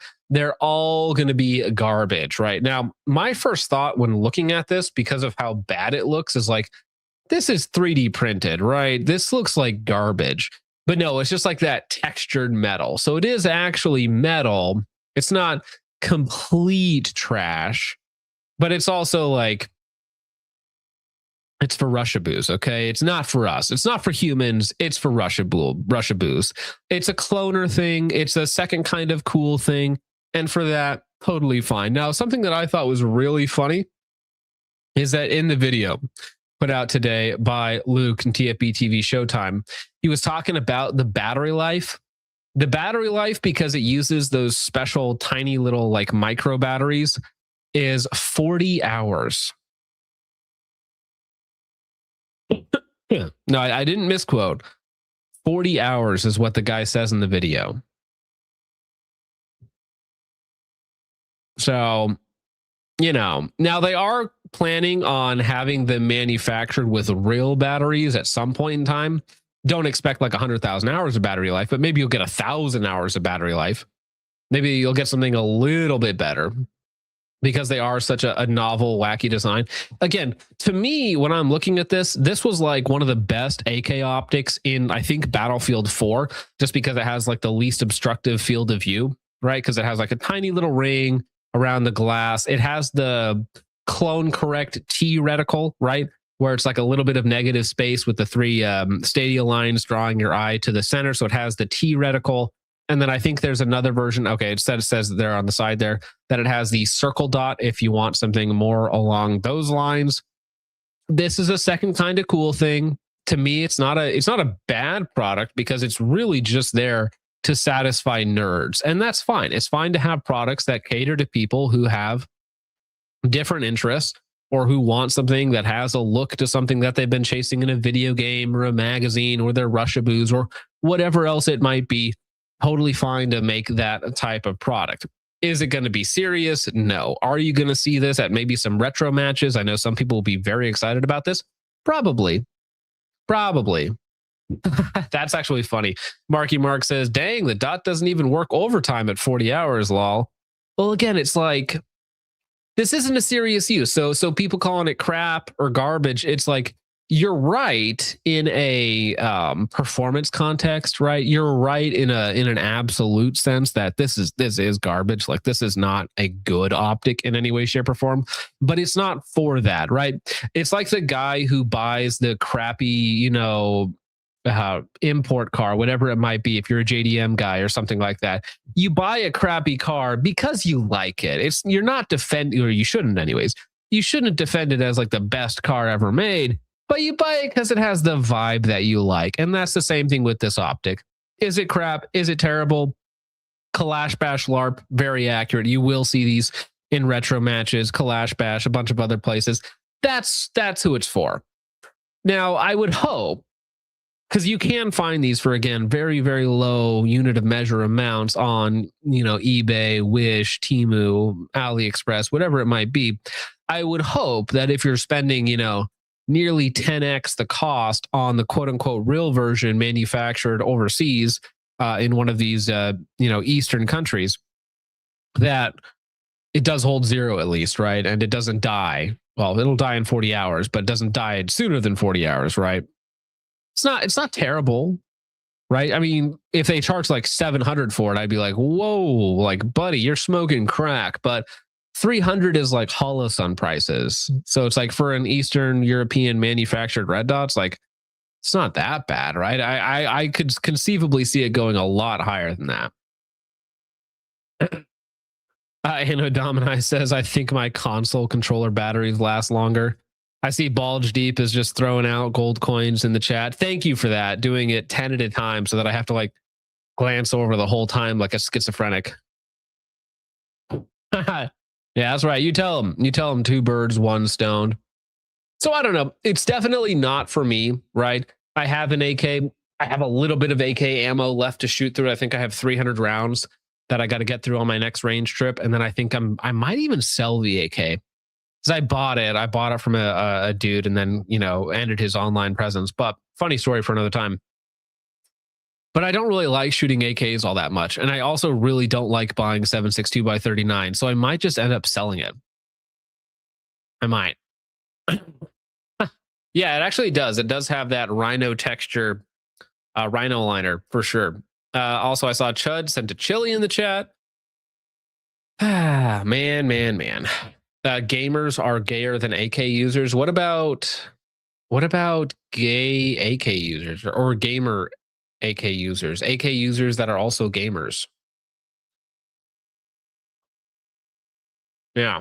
It's not my thing. I don't know. Go check out the video. I'll drop the link to the video in the chat.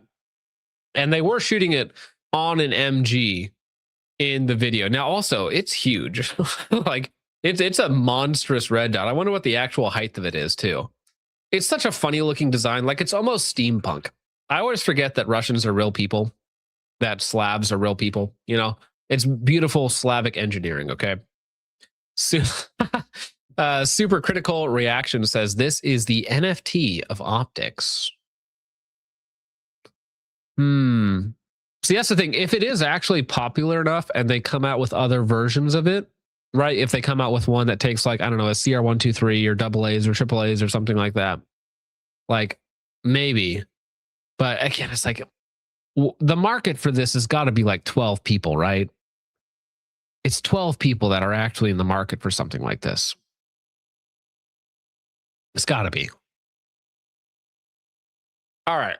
Well, let's move on from there. How about something else that's equally insane? Actually, I think more insane, personally. Now, maybe I'm just not a backpack guy, but Pharaoh Concepts, they have a Flux collaboration backpack, which is like, I'm not a fashion guy, obviously, right? I'm a slob. I could not care less 99% of the time. I'm not into like nice clothes or stuff like that. I say that as I wear like a really cheap suit, guys. I mean, come on, it's a really cheap suit. Actually, you could probably buy like 5 of these suits for the price of this one backpack, as we'll get into. But anyways, there's a collaboration between Flux and Pharaoh here for the, what do they call it? The plate bag or something like that? The plate pack. And it's $400, which is, it's a lot. And it seems strange to me for a backpack. Are people really into the name? Are they into the function? Because to me, it's like, maybe it's a well thought out, I hate to say piece of kit, as it's literally a backpack with a plate bag, which, spoiler alert, most backpacks have a laptop bag or a laptop like compartment that works perfectly most of the time as a plate bag. So to me, it's like, this is something for sure. Now, there is a slightly different version of it that comes with a, what do they call the insert, the backer, right? Where it is, there it is, the insert, just so you can actually like arrange the system a little bit. I hate calling it a system, my gosh. So that you can actually attach like a holster on the inside and magazines, and you can have them really rigid in a really nice area, right? Which makes sense. This is like the peak backpack LARP though, right? It's like, I've got the Flux Raider PDW, I've got the backpack from Flux/Pharaoh, I've got the insert, I've got my magazines, I got the Molly insert, I got all this stuff staged and ready to go perfectly should I ever, need to deploy my Flux Raider while I'm getting a coffee at my local coffee shop, in Portland or something like that. Like, I don't know, it seems like the end state of the PDW LARP is having a bag like this. Jason Bourne LARP. Yeah, I mean, it's like if you're that deep down the PDW rabbit hole where you're like designing your entire life about how to carry a PDW on you at all times, I feel like this is also like the FRT discussion. Okay, it's a little bit of cope. Like you can have all of this. Sure, it's not bad to have it. It's not necessarily a bad product. In fact, it might be quite a good product for its application. But I feel like it's very, very, very, very, very niche, tertiary, quaternary, accessory, like way down the line of things that you actually need. Then most people probably don't have the actual skills to employ something like this in a usable fashion. Also, like, it's not the most overt bag of all time, but I don't know, like, it's really nice bags. I'm like, isn't that just a target? Like, isn't this just a target for ethnics? Alex Hutton says I should call her what? Is it because I mentioned the word insert? Clip-on Tupperware. Okay. Yeah, isn't this just a target though for ethnics? Like if you have a really nice backpack, it's clean, it's minimal. Like, isn't this just a target? Like, it's not as bad as putting like gun bumper stickers on your truck that very obviously has like a safe on the inside. Or like even worse, dude. Let me see if I can find it real fast. There was a picture of somebody saying like, if your truck doesn't look like this, then you're not going to make it. Now, I hope he was joking. I sincerely hope. There it is, dude. I found it. All right. Now, I hope this guy was joking, okay? But this gives me the same vibes as this in your car, right? If you're doing this in your car, like you're just asking for problems, right? When you have the Molly backers or the rigid backers on all the seats and whatnot, you got a rifle strapped to it, and a really terrible rifle at that, right? Like, let's dissect this image a little bit more, shall we? So, of course, we have stickers everywhere. We got the cord handle on your roll bar. We've got a camo MOE handguard. We've got what looks to me to be an ancient Nikon scope, back when Nikon used to make scopes. We have MMP-15 with no dust cover. And then we've got a Goonerbait magazine with a 50s doll on it is what it looks like. We got camo furniture everywhere. Man, like this screams full free gun, right? This is just free gun, dude. Well, so that's the thing. Glimmerman says the dust cover open and muzzle should be down. There's no dust cover though. It's an MMP 15, which apparently there's not even a place for a dust cover to be on it. Like, why would they do that? Why, as an AR manufacturer, would you do that to someone? This just screams free gun. Like, please. And now, I hope this guy is posting this in jest, because he says, if you don't consider your vehicle as part of your EDC, you're not going to make it. That's right. My vehicle fits into my system for traveling, and I've got my rifle rack and my medical and all this other stuff pinned to the back of my driver's chair so that in a pinch I can have it stolen when I go into the coffee shop. It's like, I just don't feel like this is a good idea, guys. I don't feel like this is very smart.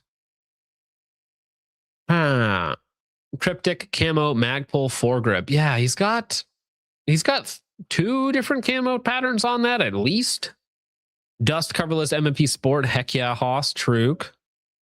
VFG on a clamshell Magpul, yes. Peak use of a vertical foregrip, by the way. It's my gun. Nice. Bro is ready for 2012. Yeah, he's almost there, dude. That is an ancient build, yes. Actually, you know what? That's so ancient now, it's like warped back around to being cool somehow, because it's like, dude, you have one of the original MMP Sports without a dust cover on it? That's crazy, bro. You have the original? Bro, that's wild, dude. And again, I think the scope is a Nikon, which is not manufactured anymore. That looks like my brother's Nikon that he has on his. It's either a Nikon or it's like a Bug Buster or something from way back in the day. Jate Handy says, yes, my files will do anything but carry a pistol consistently. Most likely, yes. G also, yes, very much so a Jeep owner, 100% Jeep owner. Oh dear. Well, that is anyway. So that is going to combo nicely along with your $500 plate pack. Right? Hey, website, can you stop? Thank you. Gosh, that's annoying.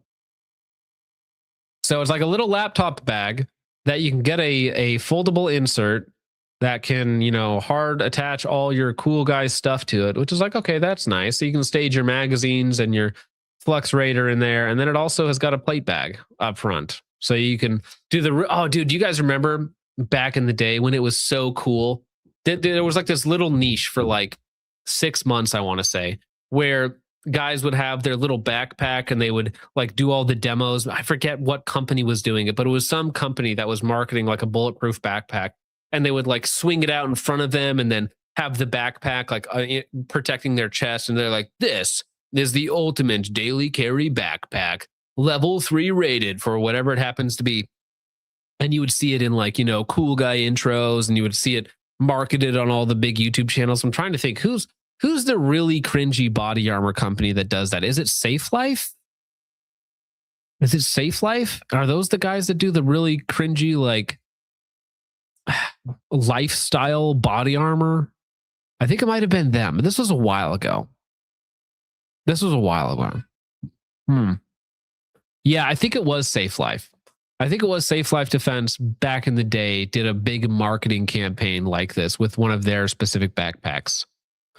Around the Fire says, yeah, for kids in inner city schools. Well, I mean, I have seen parents talk about, and I think this might have also been Safe Life Defense, being like kids' backpacks with 3A body armor inserts, which is like, man, if you're in that sort of environment, maybe you should just homeschool your kids. Yeah, they'll be awkward and weird. But listen, I was homeschooled and I didn't come out that bad. So that's either a great marketing pitch for homeschooling or that's a great polemic against homeschooling. Anyways, that is the hyper expensive Flux Pharaoh collaboration backpack. And of course, would not be complete without your Jeep backing original MMP Sport 1. All right, well, let's see. Where else are we going to get to? Shoot. Well, unfortunately, ladies and gentlemen, it is that time of the year, and we are into Rage Bait. So let's go ahead and watch it. Let's get to your guys' support, and then we'll move on into Rage Bait. Weird Exit for 2 says, is there any practical use for visible laser aiming modules? Well, yes, but mostly no. So I use visible lasers all the time, because when I film through an optic, I'm not aiming through that optic. I'm using a visible laser to actually do the aiming while the camera is recording behind the optic. So for me, I use them all the time. Every now and again, I also use it in a very degenerate way, because like, let's say I have a Guys Lead Mod 1A, and because I'm a degenerate YouTuber, I'll try 4, 5, 6 different optics on that rifle over the course of a couple thousand rounds. And I just leave the visible laser on, and then I just re-zero the optics with the laser to get like really, close. And then I'll do the final zero on the optic itself. So, I mean, there's like really niche scenarios that I use a visible laser for that are not applicable for the average person. It's like, it's nice that you can use a visible laser to zero in the day. It's like, that's nice. But how often are you actually going to use it? Not very often. There are some really even more degenerate uses, like PCC gamers will use a visible laser to like push the gun around a corner so they don't have to lean and like just use the vis laser to aim. Or because you have to start stock on belt, they will start with the vis laser on the target, right? And then as soon as the beep goes off, they just pull the trigger. So they're already pre-aiming the target with a visible laser in PCC in USPSA, right? So there are some hyper gay degenerate things that you can do with a visible laser. You just got to, be one of those type of dudes, okay? Thank you, Weird Exit. Appreciate that. Spec V for 2 says Dreidel Defense. Very funny. Thank you, Spec V. Appreciate that, sir. Grug Holabunga for 2 says, hello, fellow junk blasters. Yeah, who up blasting they junk right now? Thank you, Grug Holabunga. Central Sands Defense for 2 says, don't get me started on weapon lights used for cops. Coppertone for 2 says, Lord's Caliber 45 AARP. That's actually funny. Thank you, Coppertone. Elroy Boy for 2 says, we must funnel all FBI ammo dollars to the checks. Why to the checks? To CZs, or is it because they don't come with optic plates? I feel like we should take all the money away from the checks for doing that, honestly. Like I need Czechoslovakian reparations right now for having to buy an optics plate for my CZP-10C ported. Cody Fisher for 10 drops the crosses. Very, very kind of you, good sir. Godspeed out there. Chud for 2 says, listen, liberal, Gen X don't care what you think about us. Yeah, listen up, liberal. Dude, how old is Gen X now? 65? 63? Is that the top end of Gen X? They're old, bro. They might as well be boomers. Paulie B for 2 says, not gonna lie, I'd buy an Armson OEG for the retro aesthetic. Again, it's like, if that's your thing, that's fine. But just don't be like, no, it's actually super serious and really highly applicable to all things. Thank you, Paulie. Spec for 2 says, nice Holosun prices too, and ARO is like $120. Well, yeah, okay. So Holosun prices are one of those things. It's like, oh yeah, it costs Holosun prices. What does that mean? Well, it means $99 to $1,199, right? Because I think the thermal red dot is like, is it 900? Is it 1,000? Like they're expensive. Like some of the like the highest end Holosuns are quite expensive. What does the Ames Max Evo go for? Or the Ames Evo Dual Max or whatever it's called now? Right, the one with the little laser on the side, is that like 6 or 7 or something? Right. So there are some Holosuns that are quite expensive. It's like your weight. Okay. Always tell your girlfriend or your wife that you're built like Christian Bale. Just never tell her what movie, right? Same thing. Just say it costs as much as a Holosun, but not what model of Holosun, right? Thank you, Spec. Agardis for 5 says, looks like a generic JanSport backpack, decent, but not target level. I mean, it is low profile, right? So it's not like the most egregious or ostentatious design out there for sure. I've seen a lot worse. It doesn't scream high value. But then again, like I feel like any backpack is just a target, right, for an ethnic. I feel like anything that they can quickly grab off of your person, or if you set it down, is just a target, right? I think that is. I think what is truly low profile is a gun in your pants, pointed at your junk, as the kids say. Thank you, Agardis. Paulie B for 2 says AARP EDC. I got my AAP card right on me, son. Thank you, Paulie B. I'm right boy for 2 says Czechs own the holding company that owns Federal. Oh, I see you. Dude, they own everything. Like CZ and Beretta are moving in on everyone. Thank you, right boy. Appreciate that, sir. Over on Ko-Fi. Let me refresh this real fast. Over on Ko-Fi, Genosian for 3 says Assfags, I love you, Brass Fags, will buy the Flux backpack so that he can use it as a write-off on his taxes. Plus, if you carry a PDW like a nerd, you aren't carrying your Glock 2, which is a PDW, question mark? If you carry a PDW like a nerd, aren't you carrying your Glock 2, which is a PDW? Well, 2 is 1 and 1 is none, okay, Genosian? So write that down, all right? Also, like, PDWs are easier to use. Like something with a stock on there is easier to use than just a handgun for most people. For me, I don't need to worry about that, right? Unless you're trying to get like the 2 is 1, 1 is none type thing. I think that's a little bit silly, but for most people, a stock, a brace is going to help you out a lot with a PDW. All right. I think that was it. No, wait. Paulie B for 5 says the Steel Man against anything powered is the humble cell battery. Unless you bust out the multimeter and measure for 3.2 volts DC, what it should be, you are assuming you got a good battery out of the package. Lots of new stuff is 2.9 or 3 volts DC out of the box and will fail early. Well, interesting. I didn't know that. And I don't want to buy a multimeter. So what's just a good battery to buy? Does everybody still buy Duracells? Is that just the one to buy? Just get Duracells and forget about it? Is that the option here? Because I don't want to think about volts. I really don't. I don't want to be the guy who's individually testing every battery that I get to see if it's going to last. John just ate a disco biscuit on stream. What the heck? 54 Flat Ranger says FRTs are only for a certain demographic who will never evolve. Well, again, I think they have their use. I think they have their place. I think they're fun. They're good. I like the tech. I think that every American should be allowed to own as many of them as they want in whatever configuration that they want, of course. But I just think to actually get the most value out of them, it's quite difficult.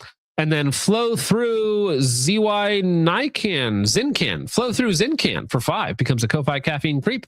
Appreciate that. And Liberty Lives in 1776 says FRT is going in the ARP on the Mavic like that Glock years ago. Hashtag advanced warfare. True. This is advanced warfare. Genotion for another 3 says you hate Sons of Liberty Gunworks and the Mark I because it's not worth the money. I hate them because they will never be better than Geisley. The founding fathers would also be disgusted by them dragging their names in the mud with shitty people and OK rifles. Yeah, I mean, there are other good arguments to use against Sons of Liberty Gunworks rather than just the overpriced one, but I appreciate that. Thank you. Thank you very much, sir. Squirt Bang Replicate, which is funny. Glock FRT plus no sights for the win. Trook. All right, well, here, let's go ahead and get into some of the rage bait, shall we? And this isn't even rage bait, actually. We got a couple of white pills here, okay? We got a couple of funny white pills. I put them on the thumbnail. I gotta talk about it a little bit. Daily Wire, okay? Good old Ben Shapiro and some of his bestest Shabos something or other. I was told that was hate speech earlier, so I guess I can't use that as an excuse anymore. But anyways, Ben Shapiro and his buddies, they are looking for investment. How much investment? $100 million in their IPO, which would be very, very funny to think about. That, you know, you have this private company, you got this private money, it starts out doing really well, right? 2020, 250,000 paid subs to 2024, 1.25 million paid subs, which is insane, right? Because if you think about it, whether they're, I don't know if they're monthly subs or yearly subs, but let's just say for the sake of argument, that is $5 a sub. And somebody actually just reminded me that, yes, I actually did forget to talk about Olight. So we'll actually talk about that in just a second. But if you're doing $5 a sub for 1.26 million, that's a lot of money a month. Okay. You got a big operation right there. And even now that there's a downturn, right? And they're still only at, 750,000 subs in 2026. That's still an amazing, or an immense amount of money coming in. Now, they have been floundering, obviously. They're down about 40% from their peak, but that's kind of just to be expected. And their shows and their views are also quite a bit down as well. But they are now seeking, under financial stress, the Daily Wire seeks $100 million plus in strategic investors, eyes IPO within 2 years. 7-4 reports that Ben Shapiro's company has seen little to no subscriber growth over the past 2 years, while experiencing a significant decline in audience reach. Like, all of their YouTube channels are basically dead. It's so bad that Daily Wire and Ben Shapiro are like taking out YouTube ads. Like, they will just have their videos play before other people's videos. Like, Ben Shapiro will put up an hour-long advertisement for his show before a video, and it's literally just his show. So he'll like put an episode of his show as an advertisement before somebody else's video, which is hilarious. And so he's literally he's buying views to try and get more people to click on his stuff, I guess, which is a terrible marketing choice because it kills your watch time. It kills the interest. People hate ads like intrinsically, right? There's something about ads that people just don't like, whether it's because they're sneaky or it's the little like hands and the rubbing, but people just don't like ads for some reason. We haven't figured it out yet, but don't do that. It's bad for marketing. It makes people hate you. Has seen little to no subscriber growth over the past 2 years while experiencing a significant decline in audience reach. According to the report, the Daily Wire's paid subscriber count has fallen by more than 1/3 from its previous peak, dropping to approximately 771,000 subscribers, which is quite a bit. Back to work, Matt Walsh, top comment. That's very funny. $100 million of investment for Daily Wire. Like, I know that they're trying to do like the multimedia thing where they do like really crappy movies and TV shows, right? Isn't that also their thing? Part of the Daily Wire connection, right? Is the whole platform has like movies and TV on it now too. They're trying to be like subversive Netflix, I guess, right? Or a quote unquote like boomer right wing Netflix with like their podcasts and TV and movies and media, right? Because didn't they try and come out with like a comedy not too long ago or something like that. I forgot about that. Yeah, Brett Cooper was on Daily Wire. I know that they just hired some black acorn guy who shaved his head because he was tired of getting called an acorn because he had like a really small fro. Brett Cooper was the moneymaker and they lost her. Yeah, it wasn't, dude, there was lots of people that they used to work with. Quite funny. Anyways, the decline is not so sad to see, to be honest. Okay, that's a bit of a white pill. Now, I forgot to get to this earlier. Okay, my apologies. And now, guys, I have to sort like a million of these. It's literally impossible. Not literally impossible, okay? It's more metaphorically difficult. But this was screenshotted from a private group on Facebook and then sent to me so that I could talk about it on stream with you all. And I kind of just have to hope at this point in time that they're all in order, because there's a very, very high possibility that these are not in order, which means that we're going to be very awkwardly just looking at each other here for a moment. Maybe not so awkwardly. As we talk about Olight scamming MT6, scamming them, right? Taking away their hard-earned bonuses because they didn't meet their stretch goals. Not making your stretch goals for Olight couldn't be me. That's his Insta handle, something like that.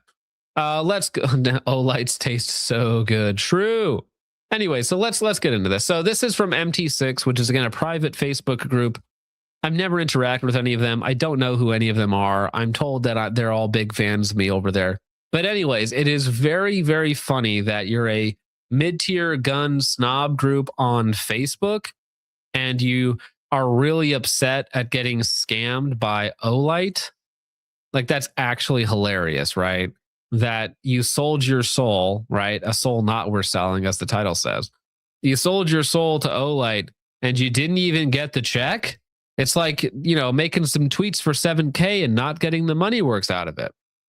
Well, it appears that Olight scammed us for participating in their spring challenge. Honestly, it's 2026, dog. If you're doing the whole Olight collaboration, anodized sale crap, like maybe you deserve to be scammed, right? Maybe it's kind of just a necessary consequence of your actions, right? Maybe it's just karma, right? If you believe in karma, if you believe in such a thing.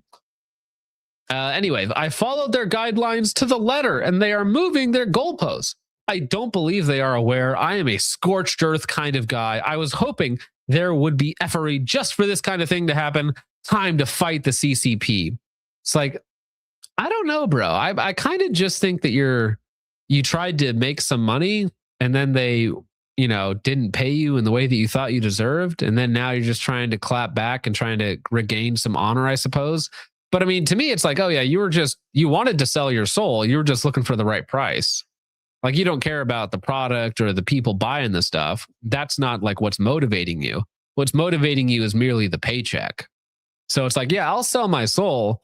I just need the price to be right. That's all. And that's really what you're upset about.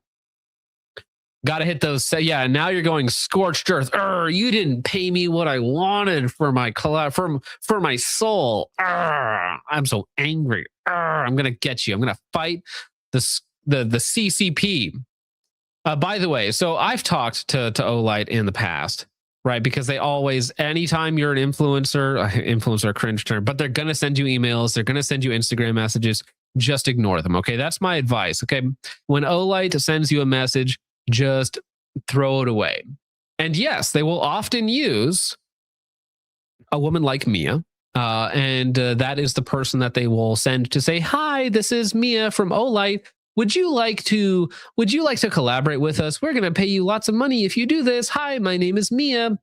A lot of this type of activity is going on, okay? Which is why I feel like the Olight, not scam is too harsh of a word, but the Olight activities are very effective on a certain older demographic of men in America because of whom they put forward as their spokespersons.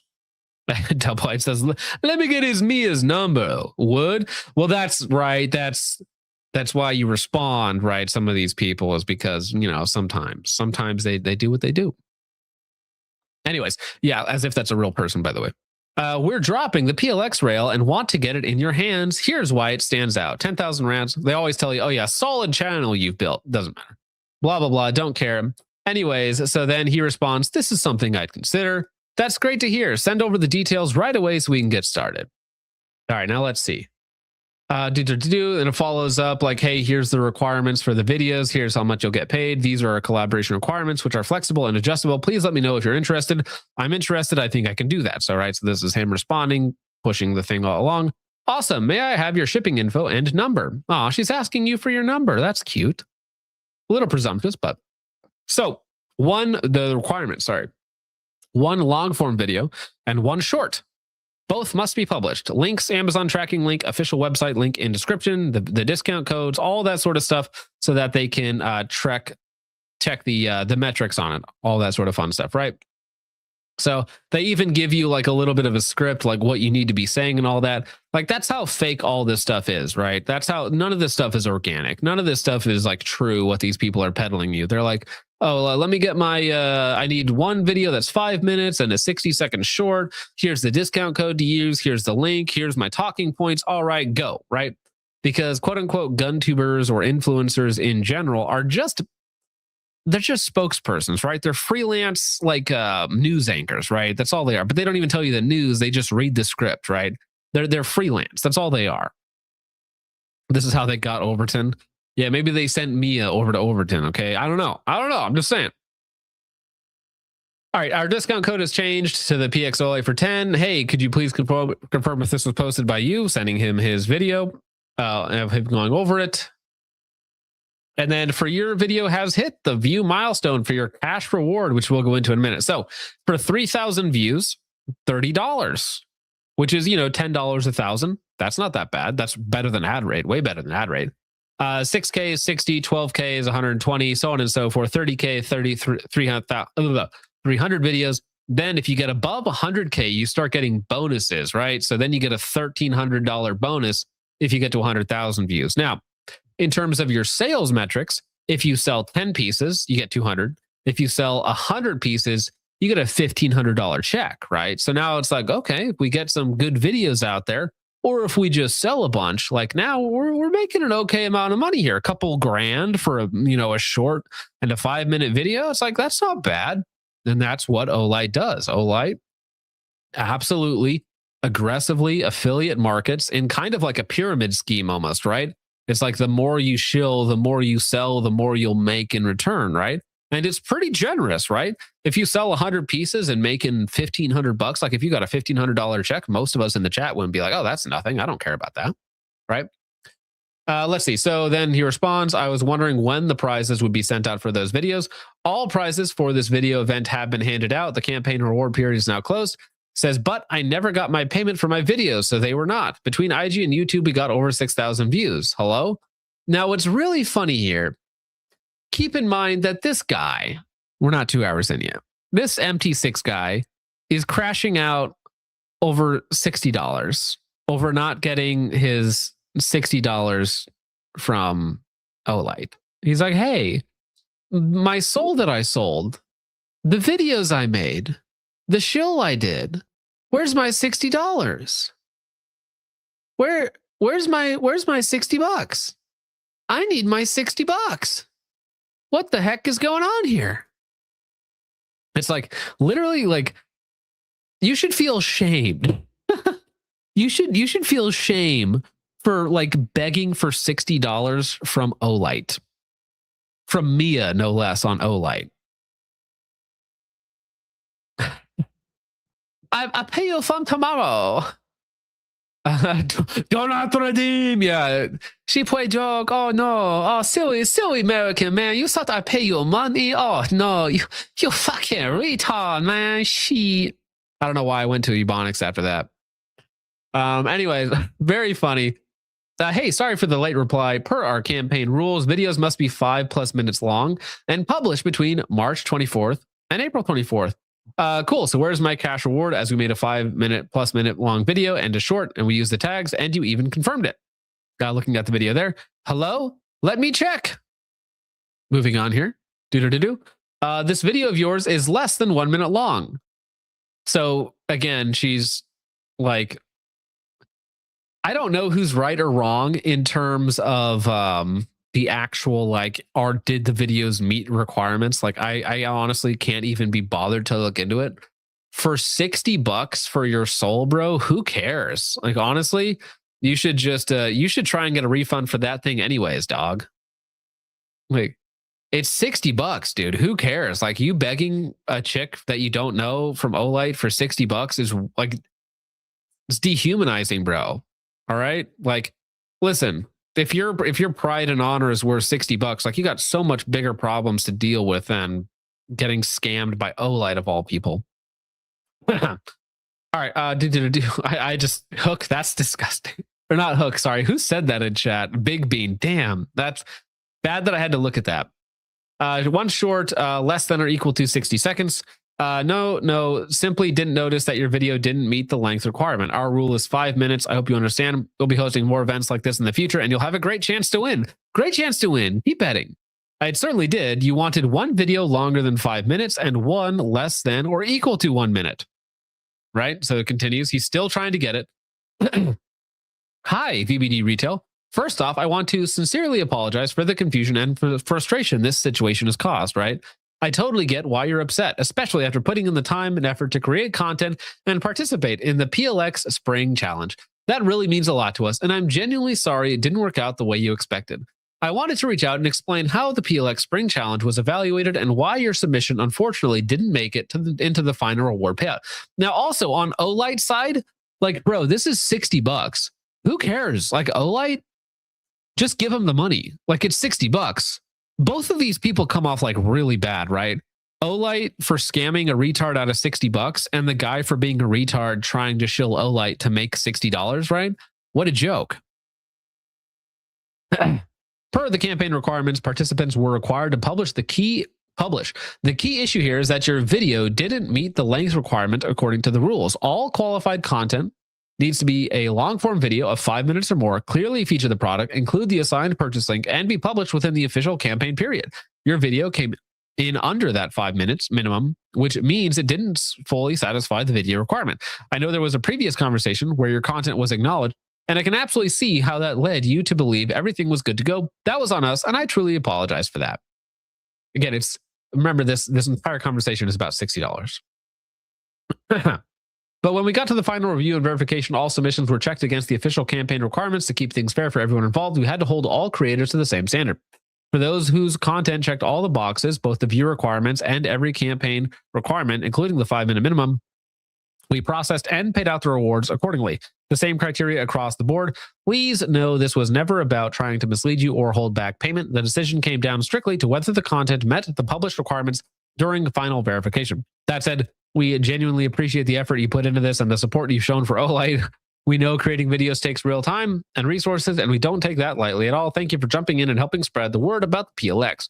We really value your support and truly hope we'll get the chance to work together again on future campaigns. Thank you so much for your time. And yeah, dude, it sounds exactly like a chatbot. Like this is like angry customer script number 421. We really feel how you feel in this moment, how disappointed you must be that this is the outcome. But in the interest of fairness, we must hold all to the same standard, and we look forward to the possibility of working with you in the future. All right, and then he continues to move on. So let's see. Olight PLX review. This is his video. Excuse me, but that information is provided, and we do have a plus 5 minute video that fits your standard, and it is 7 minutes 41 seconds. Only has 500 views though, right? Now here's the thing. Here's where he's being like a bit of a butt here, I want to say. Okay, a very strong language. I apologize. Saying that the video that he put out, the long form video, only has 500 views, right? Which is, it's very funny too that it's coming from Chinese YouTube on whatever app that he's at. And what were the actual requirements? Let me see here. Because it was like a minimum view count too, wasn't it? Yeah, so the minimum was 3K, 3,000 views. And again, his long form video only got 500. This is just a lot of L's though, right? Your main YouTube channel only getting 500 views on a shill video. Like, time to call it quits, bro. We have 7K views total. Your rules didn't specify views on only the 5-minute long video. We have 7K amongst the videos made within your guidelines. Now, they have a short that has 900 views. Also garbage, right? Also total trashed here. And let me see. There's another one on here somewhere where it's like, where'd it go? Okay, yeah, here it is. So then he's like, here's our Instagram post that has 5,000 impressions. And also, guys, you'll notice on the right here, he boosted his own post, which means that he paid money on his own post to get to 5,000 impressions. So he has 5,000 impressions on Instagram. His main YouTube video only has 500 on his main video and then 900 on the short, right? And then he has 5K impressions on an Instagram post that he boosted.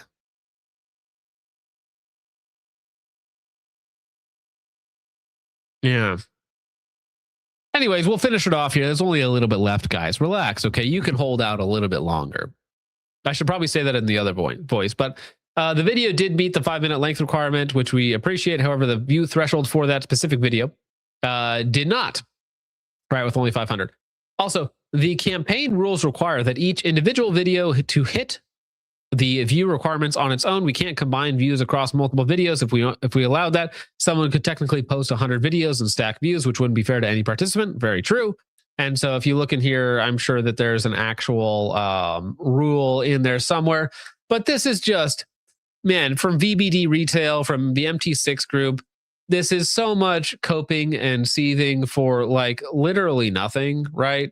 Something so stupid, so retarded that it's embarrassing that you thought to post this on main, right? It's really, say it in the stern mommy voice. It's really I'm really disappointed that you posted this on main. I don't know if I have a stern mommy voice. That doesn't sound right. A believable female? No females are believable, okay? There's this one. Listen, guys, okay, I'm just really disappointed in you that you decided to post cringe on main. I'm just really disappointed in you. Next time, you should do better, okay? I'm gonna have to really take it out on you this time. Gonna have to teach you a lesson. That was good. Anyways. All right. Well, let's get to some actual rage bait then, shall we?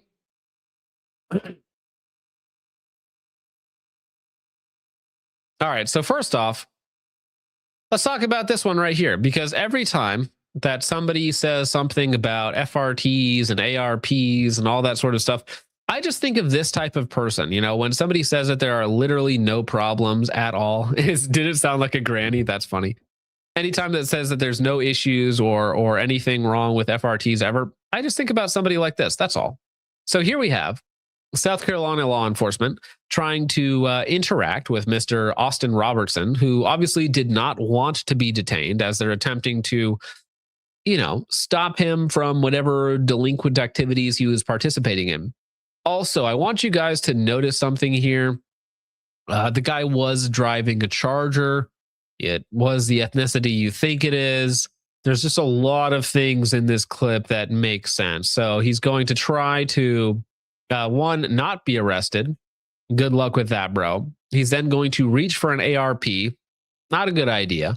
He's going to injure one of the officers and then get dealt the death by police special.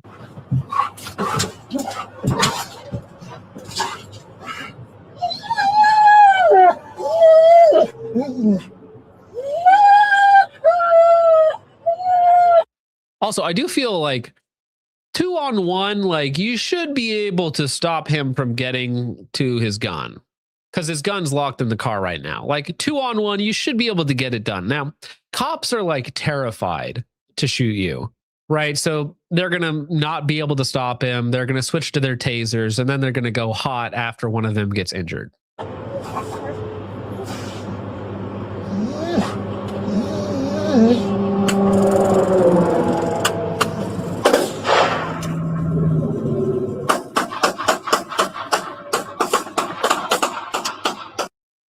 So the one officer gets injured in the arm after they fail to keep him on the ground.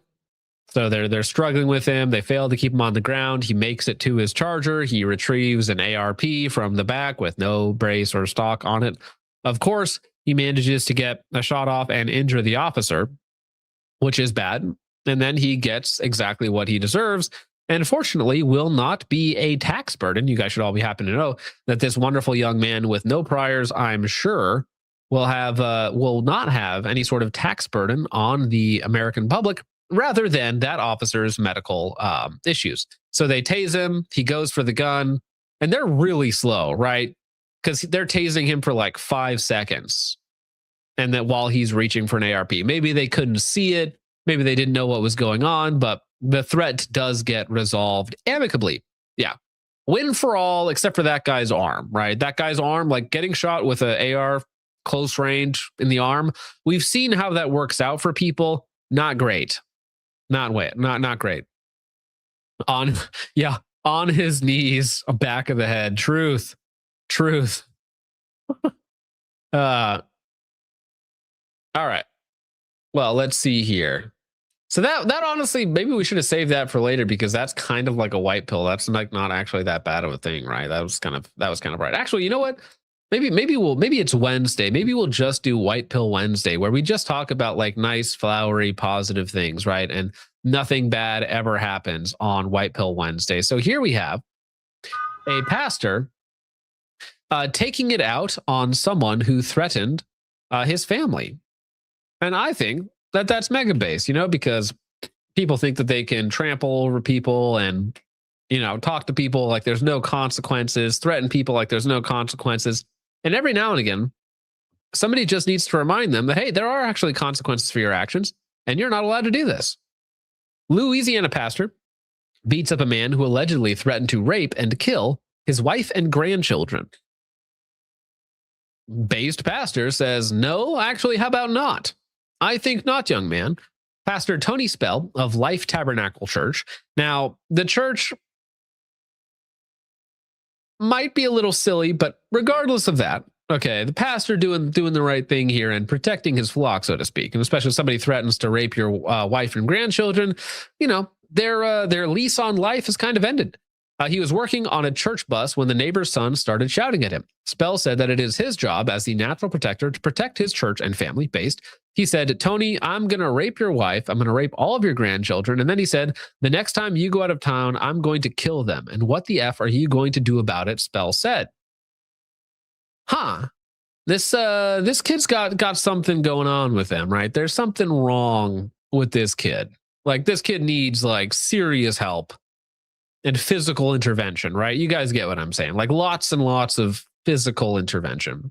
The neighbors, the Sherwin family, claim Spell is not telling the truth, but during a press conference, Spell was backed by members of his church who said they've made multiple complaints about the Sherwin family to police.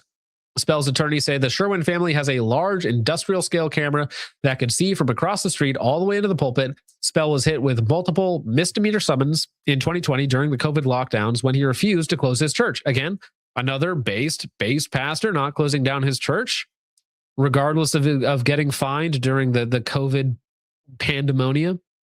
The Central City Police are friends with these folks across the street. When Pastor Spell was being surveilled 24/7, it was with the help of the man across the street, Spell's lawyer said. The pastor was reportedly arrested and booked for second-degree battery, which is nonsense. Okay, free my boy. Literally didn't do nothing wrong, okay?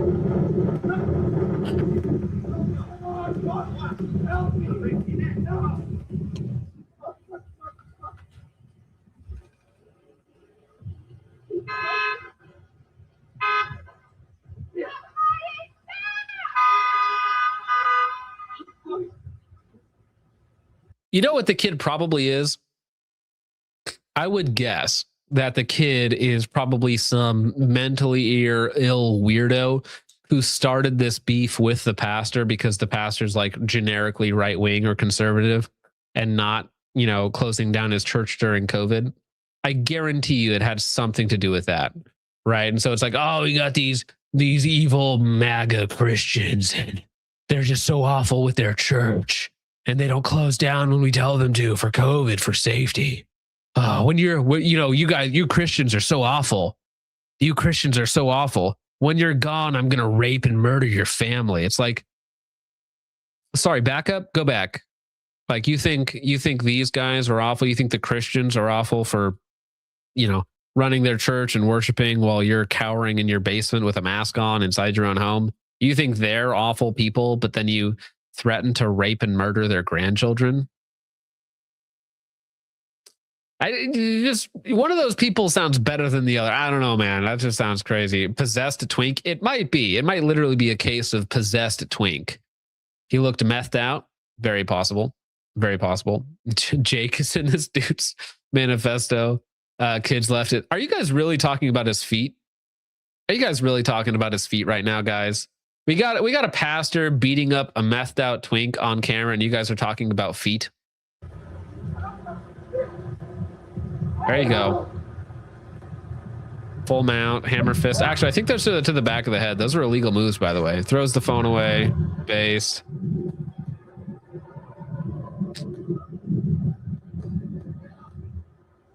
Who was the ref for Gain and Pereira?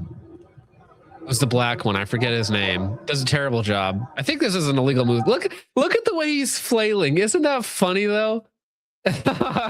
It's like, yeah, tell me one more time what you were going to do to my wife and grandchildren, right? I mean, that's what I would be saying. I'd be like, tell me one more time what you were going to do to them, as I like snap this twink's neck.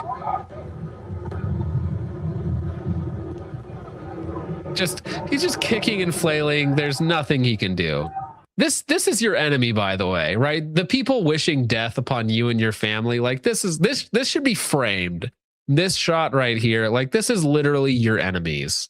This is how pathetic and feeble they are, right? This is your enemies right now. Herb Dean, that's the one, yeah. Herb Dean's looking at this like, yeah, clean. Yeah, straight to the back of the head. Clean.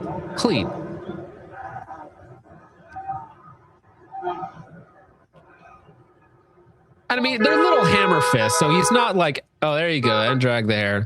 They're little hammer fists, so it's not actually doing that much damage to him. I mean, the guy is schizoing out. He's freaking out. Now, legally speaking, the pastor does approach him, but the guy throws the first punch. Absolutely throws the first punch. Pastor takes him to the ground. There you go. And then at this point, it's all over. It's all over, bro. You're in full mount. You're done. He's got your back. Yeah, you're just give up at this point, bro. His forehead goes all the way back. What Norwood is that twink British cigarette? Oh, we're past the 2 hour mark. Yeah, that faggot is Norwood 7 or whatever it is, bro. Whatever he's getting, he deserves. Okay, man. That little flutter kick there where he's like, stop it, get off me. Man, and then getting dragged. Like, that guy weighs like 130 pounds. No muscle, just like congealed fat, just like 130 pounds of nothing, right? Ground and pound for Christ. There we go. Yeah, white pill Wednesday, boys.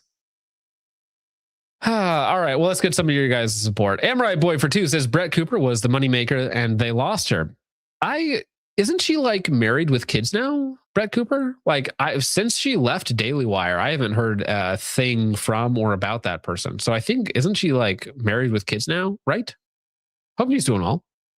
Lightsport for 2 says off work. What did I miss? Well, this was probably you at work, right? Dealing with some inmates or with some people, just doing your normal daily duties here. Lots of fun stuff we talked about tonight. Thank you, Lightsport. Modern Frontier Project for 2 says the Olight shill used to shill B&T cans. Oh, good to know. B&T USA not looking so good anymore. Not looking so good. Are they still selling stuff? Are they allowed to sell stuff? Do we even know? Paulie B over on Ko-Fi says, now this might strike some viewers as harsh, but I believe everyone involved in this shill story should die. Yes. Great Norm Macdonald quote there. Great Great line. I think everyone involved in this story should die. Now, in this one, I just think, you know, the meth twink guy is getting a little bit of the gospel, okay? The gospel of the hands and knees, you know? The gospel of the ground and pound, okay? Professor Trip mansplains. You know what? I wouldn't have to mansplain if you would just woman understand, okay? Maybe you should try a little bit of that, okay? A happy ending. All right. Well, actually, we're gonna leave it there because that was a really happy ending. That was a great end of the stream, bros. So we're gonna just leave it there, dogs. That was great. I don't even need to get into the rage bait. I don't need rage bait. This is a white pill. Okay. You know what? This is perfect. That is what you should be. Okay. Not necessarily a pastor of that church, but what you should be is a protector of the ones in your life that need protecting. That being, you know, your wife, your grandchildren, your children, your buddies, your bros, your sisters, your brothers, your sons, your daughters. Whatever it might be, that's the guy that you gotta be, okay? And again, keep in mind that your enemy's weak and pathetic 99% of the time. Obese and pathetic also. Usually it's like twink or obese. It's like you got the YZY and then you got that guy. It's like there's a spectrum. There's a spectrum of your retarded gay enemies, and they're usually one of those two things. So that is the White Pill Wednesday for you. Go out there. Be the men that you were meant to be. And remember, guys, we win in the end. Christ is king, and we will crush our enemies. With that out of the way, God bless, Godspeed. Christ is king.